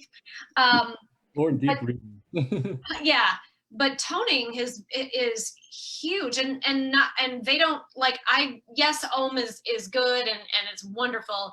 For me, my toning is never me toning. They always tone through me. Even like when I was doing my healing today, half of what I'm doing is toning different tones that creates different frequencies, that creates energetic shifts in my client's chakric system and field. But that's another part of, like, DaKen, you were talking earlier about our creation and how this is creative, because you're literally generating an energetic frequency that can go forth and manifest a molecular and electromagnetic change in whatever it's directed at. That's why if you pray over food, by blessing the food and showing love and gratitude to your food, that's speaking that and speaking that love and gratitude changes the energy of your food, and that is creation. It's an enormous, we're so much more powerful than we think. And we tend to, like Bonnie, you were talking about that victim mentality. This is gonna be we're gonna get some angry faces. That's all right. We're gonna love them anyway. Yeah, we just send them love. But there are no such things as victims, and that is one of the hardest spiritual concepts for people to wrap their brains around. And I get it. It because you don't remember signing up for this. You don't remember agreeing to any of your experiences. You don't remember agreeing to going through traumatic things so that you could learn to forgive, so that you could, clear that same energy from 5 lifetimes ago by having it presented to you again. And because you don't remember it, you don't think you agreed to it, so it feels like you're a victim. Yeah. But when you're in that victim mentality and you think it's happening to you instead of something that you agreed to in order to create healing and moving forward, you completely disempower yourself and you take away your God-given sovereign power to energetically and emotionally and physically change yourself by taking control over your own healing. Because like we were talking before we got on, well, actually, no, DaKen, you were bringing it on air. All healing is self-healing. No matter that, doesn't matter the modality, every modality is, all healing is self-healing. And so when you can say, I agreed to this before I incarnated. I don't have to have remembered that, but I chose this and I chose it for a reason. And I know that it's a blessing and I know that it's an opportunity. And so I'm going to use it for the reason why I manifested it, why I agreed to it. Then you're in control. You're in the driver's seat and you're no longer just a hapless, victim of circumstance and feeling like there's nothing you can do about it. You are always in control. You are an all-powerful being of divine white light, and nothing and no one has power over you save that which you allow. And all you have to say is, you have no power over me. I am a sovereign being and I got this. If people are having trouble, that was beautifully stated. People having trouble being able to, transcend or transmute the victim card, feeling like a victim all the time, I would ask you all, whoever feel that, just to say thank you. If you're grateful for what you experienced, which may seem very difficult, especially depending on the severity of how you look at what you experienced, there's people that have been physically abused. There's people that have been literally like put in cages.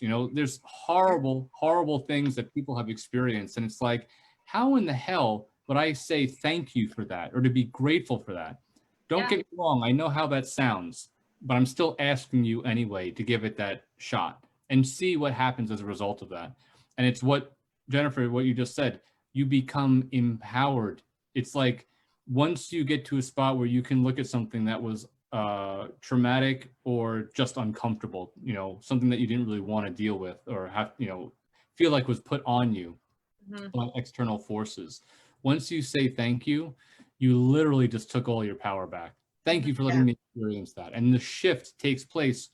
It may not be immediate depending on what you went through, but it's pretty quick. It's pretty quick. And if you stick with the gratitude aspect, you become something where you can step into a new version of you, where you have basically a level of freedom that you couldn't experience before because you let yourself stick in the lower vibration of victim. So yeah, it's just say thank you. Find gratitude in it. Some of the scariest situations that I've been in, and I've been in a few, and some were very painful, like we all experience as human beings. Once I said thank you, completely shifted within the same terror that was there just a second ago.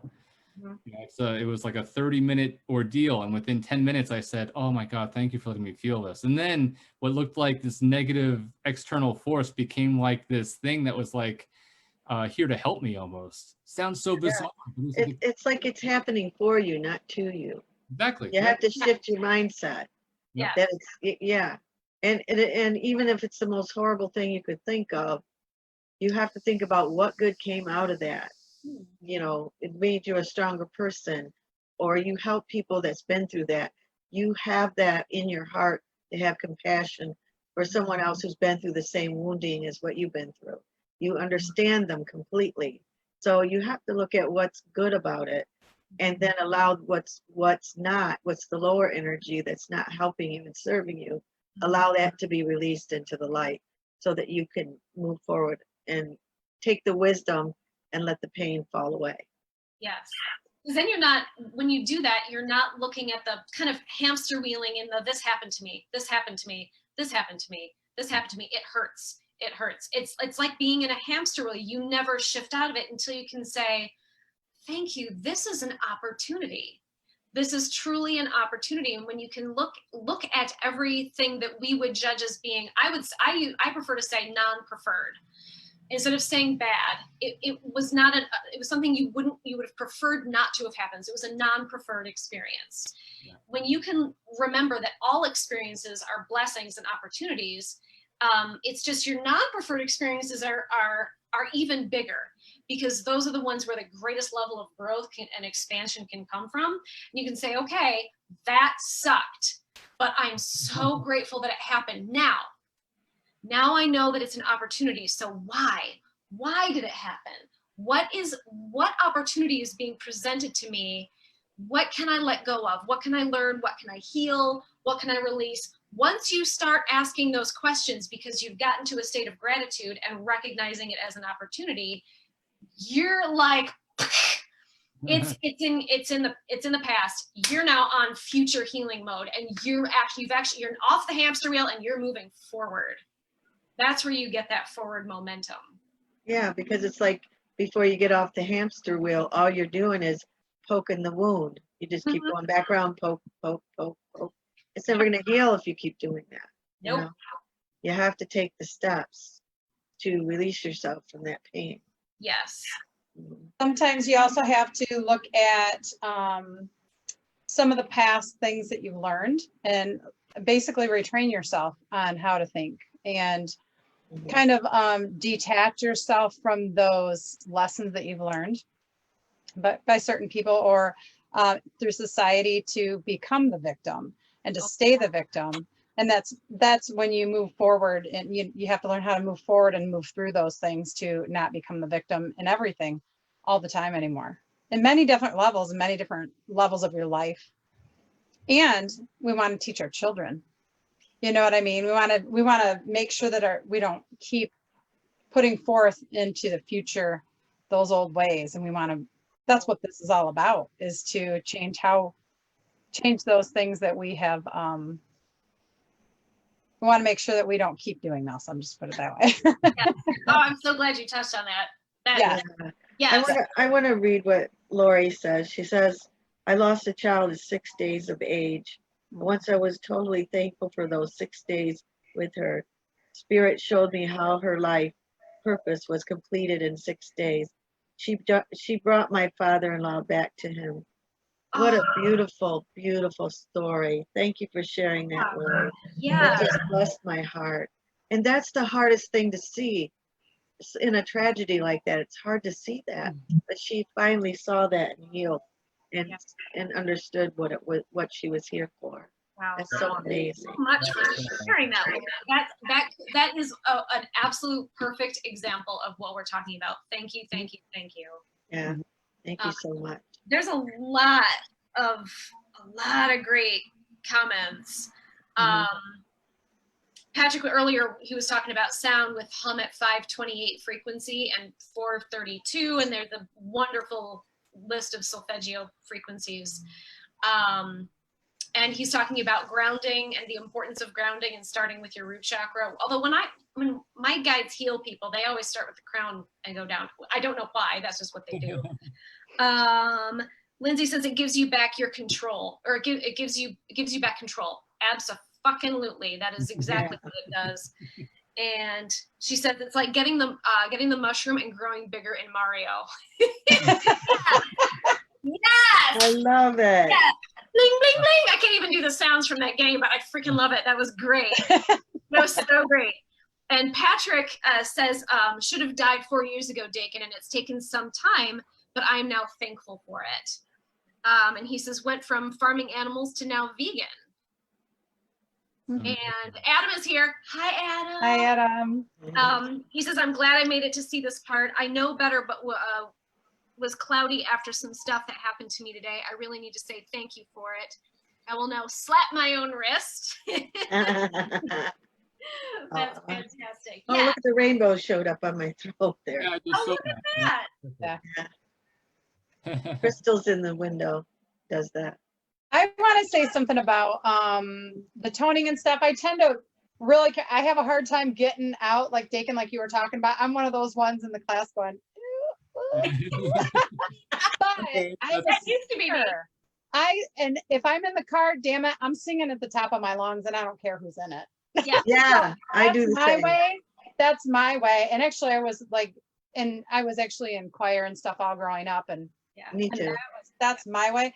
Like, it doesn't always feel comfortable. I'm even with Aurora doing stuff, I'm like, "Ooh," I just can't do it in front of people. But singing, that is the way I kind of tone. So I'm just going to put it that way. So it doesn't always have to be a specific way. Not everything's comfortable for everybody. Like, that one isn't comfortable. DaKen, so I probably need to go to your class so you can like just make me do it. Yeah. You know what? My daughter played the clarinet, and it really confused her one time because the song was so beautiful. She was you got to breathe through it to play it, and then all of a sudden tears started coming down her cheeks, and she was like, I don't know why I was so moved by that. And I go, because it was beautiful, and you were intertwining your breath within that beautiful vibration, and it made your soul happy. And she goes, boy, I really love that. She said, it really surprised her though, took her off. But you just don't realize what the breath can do. Yeah. Mhm. And, you know, bring you complete joy and happiness, Yeah. you know, and mixing it with vibration. And there's a lot of binary beats and stuff on there that you could go when you're not feeling well, that you could go on YouTube and just go and listen. And it's all specific. You can find something for just about everything that's bothering you. And it even has emotional healing. So, I mean, I suggest those a lot to people because it really helps a lot to get those vibrations going through your body and waking up your cells and your, you know, DNA and everything. So, yeah. And Kathy, I'm right there with you, cranking up my oldies or my, musical soundtracks or whatever I'm in the mood for that day. And like, sorry, cars around me, you're just gonna have to belt out Jesus Christ Superstar today. But yeah, you don't have to do the toning. They just tone through me. And so Kathy and well, all y'all, now you guys know why I do all of my sessions remotely and not on the phone, because they'll both go deaf, and also I get self-conscious because it's so friggin' loud when they tone through me, and it can be super awkward. So Kathy, you and I apparently need to take one of DaKen's classes. Yeah, I'm with you. We're going to come to the class, all three of us. Kathy, let's go. Yeah, because I get embarrassed because a lot of times when I'm doing the meditations and I'm channeling, I can hear the light language, and I'm not bringing it through because it doesn't sound like words. You know, you feel it more than it means anything. And so and then I had one of the people in the meditation group call me out and goes, I hear the mother language coming in and English comes out of your mouth. I'm like, yeah. Sorry. But you're getting the energy, you're getting the vibration. Yeah. Do you feel guided to ultimately speak that light language? Because a lot of people do that. Yes. I can't do it. I do it when I'm by myself. It sounds like gibberish. Yeah. But eventually I think I think right now it's just the beginning. That's one of the new gifts we were talking about. Something new that's turning on now. Yeah. And it just, I'll be by myself and I start jibber jabbering, and then my daughter will come out and she'll go, Mom, put your weird away. What is that? No. And I'll go, I don't know, I'm just being goofy because I really don't know what it is right now. It's a new gift that's kind of, I don't know what it is. Yeah, but you know what? You have to, well, like with any gift, you have to play with it and let it be awkward and uncomfortable at first. Because my God, with me learning how to chant, the first time Ian spoke through me, he was trying to say his name, and it was yeah, yeah, yeah, yeah, and then he would go through the vowel sounds, e, and then he would practice the consonants because he'd never spoken through a human before. So talk about friggin' awkward and gibberish, Bonnie. Trust me, I know.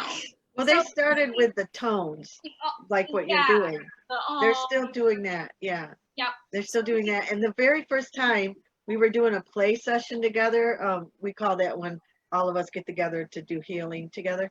Kathy and I and Robin was doing something, and they were like, tone, and I'm like, they're talking. I said, you guys, they want me to tone. I start going,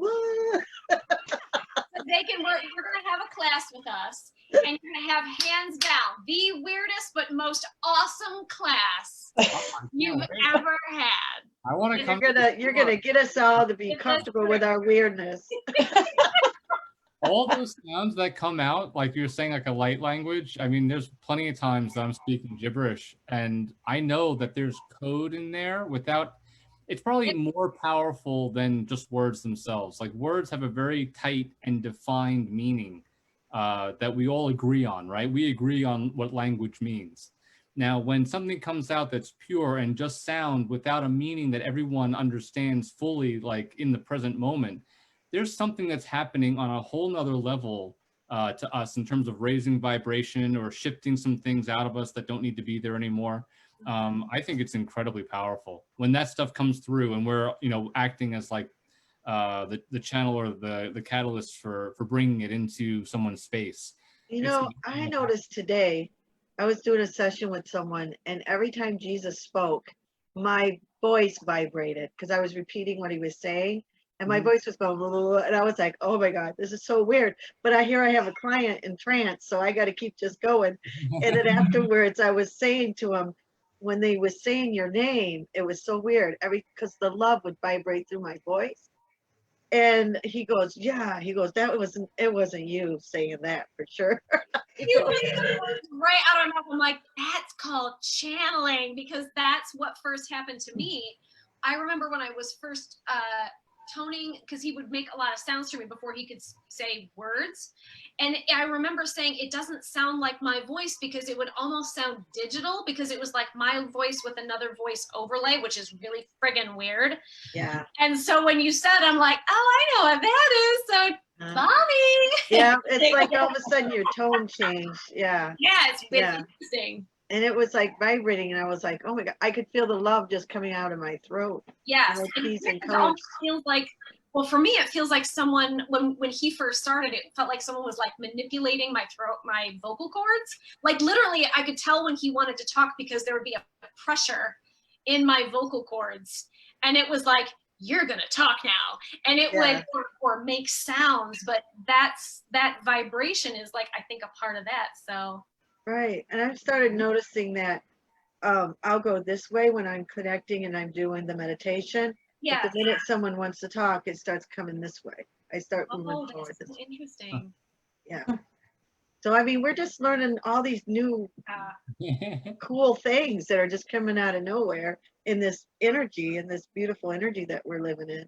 So, yeah, it's just really, really exciting. Yeah. It feels like the healing's almost going faster now, and the manifestation's super fast. As a matter of fact, the other day, one thing that was new for me was I've done a lot of sessions recently, but one person, I actually cleared one thing and another thing popped up instantly. And I was like, whoa. And it was really strong pain. And I was like, what is going on? And I heard, it's like that instant, it's like they had the time. I was there with them. It was time to clear one thing, and then we had to clear the next thing. Instead of before, like we would have been like, had a couple months in between, but no, they were like boom, boom, boom, all these things at once. And I was like, wow. So that's really new, where it's like helped her clear the one thing, and boom, instantly had this excruciating. It's like an attunement. It's like an attunement. Yeah. And then they go through a whole clearing after that too. Yeah. They have to drink lots of water, sleep, they're exhausted. Yeah, it's like you're doing attunement every time you do something like that. It's really nice. So, but we were able to get that, because it was like her shoulder that hurt, and it was like I was like, oh no, like, are you okay? Like, it was excruciating. And then we worked on it for like about 5-10 minutes, and she said it was completely gone. I was like, wow. So it's kind of cool how things are just instantly like moving through now so much quicker than they did before, and how people who are coming up now are learning faster than even I did. The information's coming. You were fast. And I was fast, super fast. Just like you turned on a light switch, and the next thing you know, she was down there, and you're like, whoa, look what she can do. How cool is that? Oh my God. so She much hit the fun. ground running. I know. I think that's because and when we look at these things as not a chore, but it's actually, it can be so much fun to, you know, it's so much fun. That's why this is so much fun to get together with you guys and talk about it, because it's not dark and dreary. Even if we are bringing up dark, dreary things, it's like, okay, let's clear them, let's work through them. And then you get to the fun part. Woohoo. Then you get to go, you know, a little bit farther, do that little hop. It's like, they're showing me the little, what was it? Like a hopscotch forward. You're going to just keep moving forward. And then every time you do that, it's like more doors open, more veils come down. You become more open to get more information and all that stuff. So that's kind of cool. Oh yeah. Yeah. It's amazing. We kind of took over the conversation there. Would you like to? Sorry. Sorry, Dakin. Oh no, are you good? You're just like. I've been trying.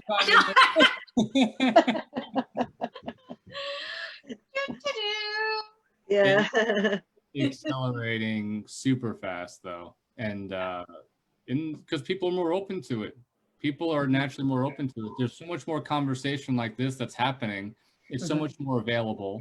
The internet provides a lot of access to things that weren't possible earlier.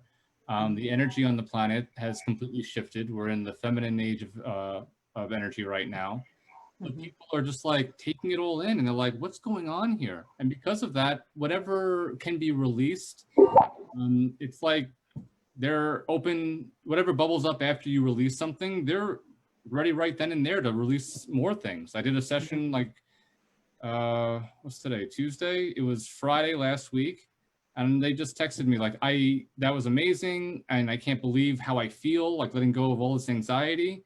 And I worked with her son, and her son was awesome. Just an amazing little guy that had so much available with what he can bring, like knowledge for us, you know, in terms of like the collective consciousness.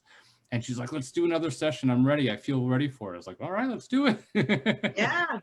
So yeah, everyone, it seems like much more open to rapid progression in allowing themselves to open up and see what else is out there for them. Yeah, the layers are peeling off really quickly. Yep. Yes. Yep. Yes.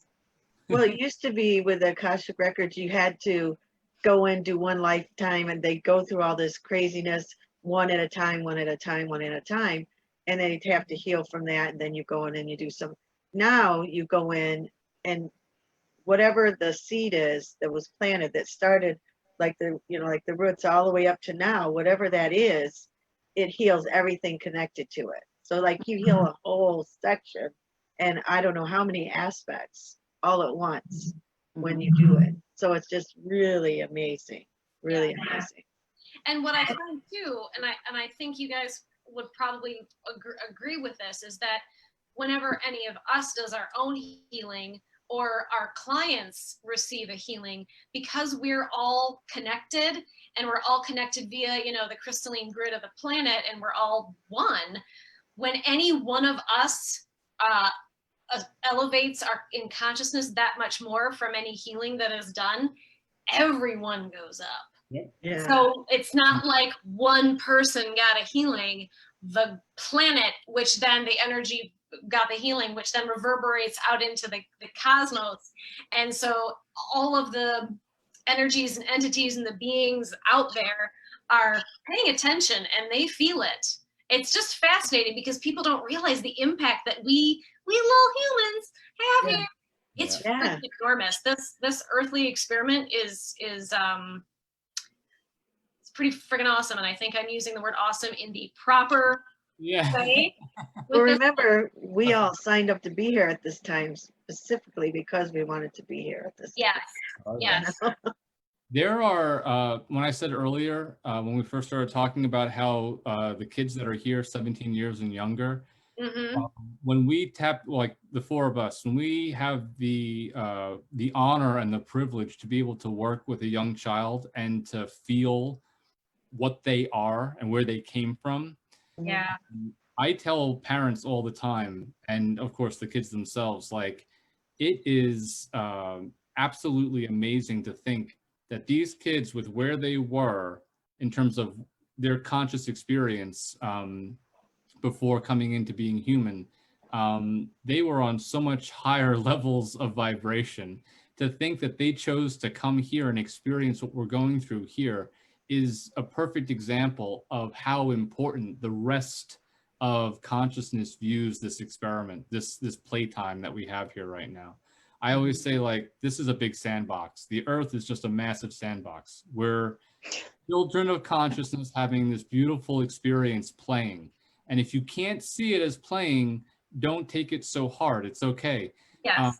But ultimately it is, we're big kids in a sandbox. And the more that we can see it from that viewpoint and from that perspective, the more exciting this transition is going to be. And because of what we're able to do, it confirms to me when I work with kids and I see where they were and that they chose to be here. It's like, man, we're in a really lucky position right now with regards to what we get to play with moving forward. It's God. Oh, yeah. incredible. Oh, yeah. Rudy, We think we've seen something now. Wait till the future comes. You know what I mean? Wait till, oh my gosh. It's This amazing. is the beginning. It's amazing. I'm sorry. sorry, I'll say this real quick. The way that I explain it is, imagine that you're able to quantify all of the knowledge and experience that you have as an individual.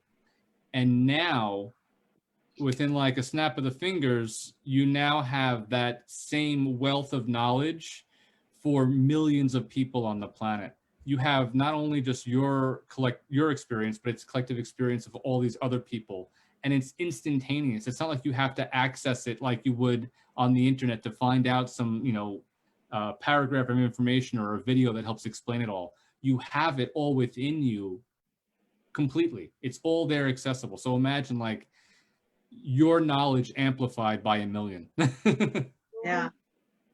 All you have to do is think the question and you know the answer almost Anything instantly. here for you. Exactly. Yeah. Look at that beautiful little baby she's holding. Holy Yeah. shit, ripping my face off. Oh, Let's do this. Oh, yeah, there she goes. she's done.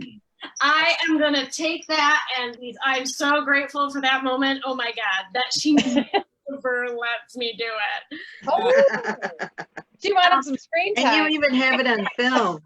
Yeah. I know. See, look, Yeah. I liken this incarnating to putting on a play and playing different roles, and people play different roles, and we agree, we sign up to the roles that we play for each other. And so that's kind of like the sandbox sort of thing. I liken it to a play, and so it makes it a lot easier to, if someone has hurt you, it puts it back into perspective.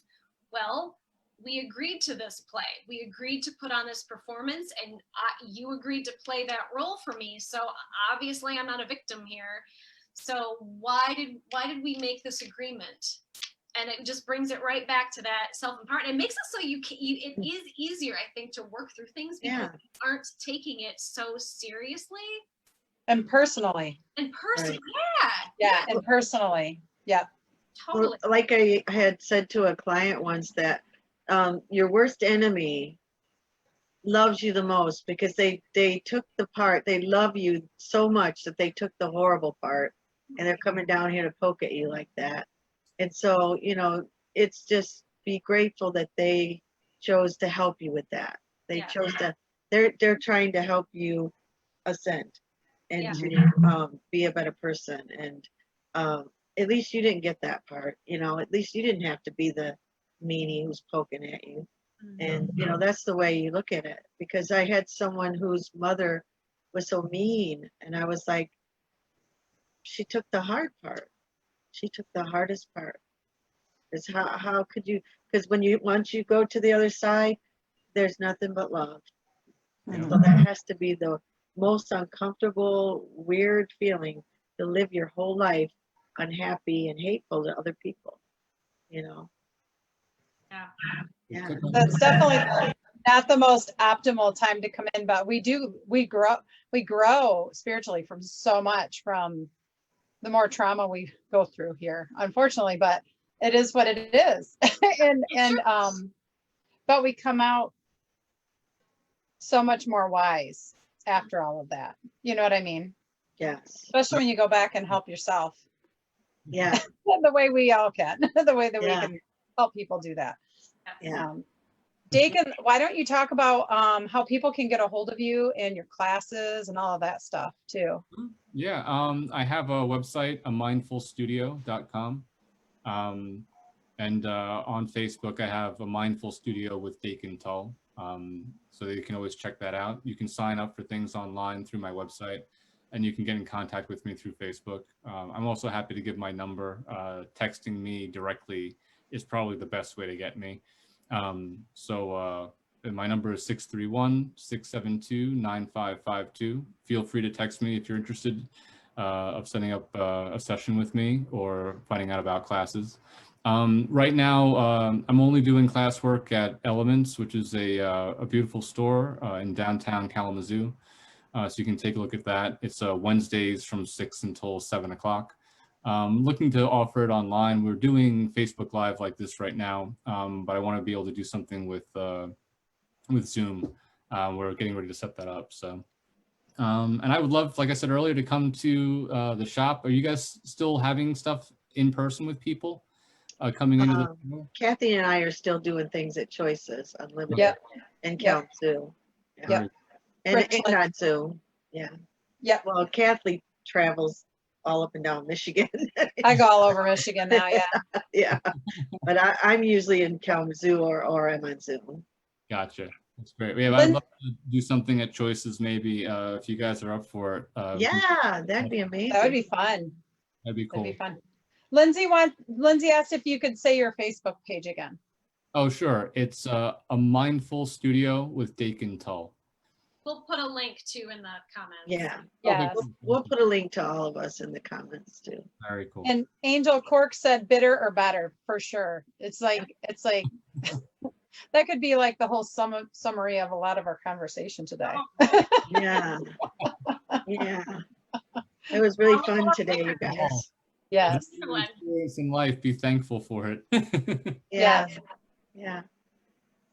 Well, and I don't know if everybody knows this, but when I think DaKen was talking about that a little bit, when all of us get together, even anybody, but especially light workers, when we work in the realms that we work in, we kind of like activate each other's energy and raise the energy. And thank you so much for helping me raise energy. Yeah, we were like really goofy. yeah.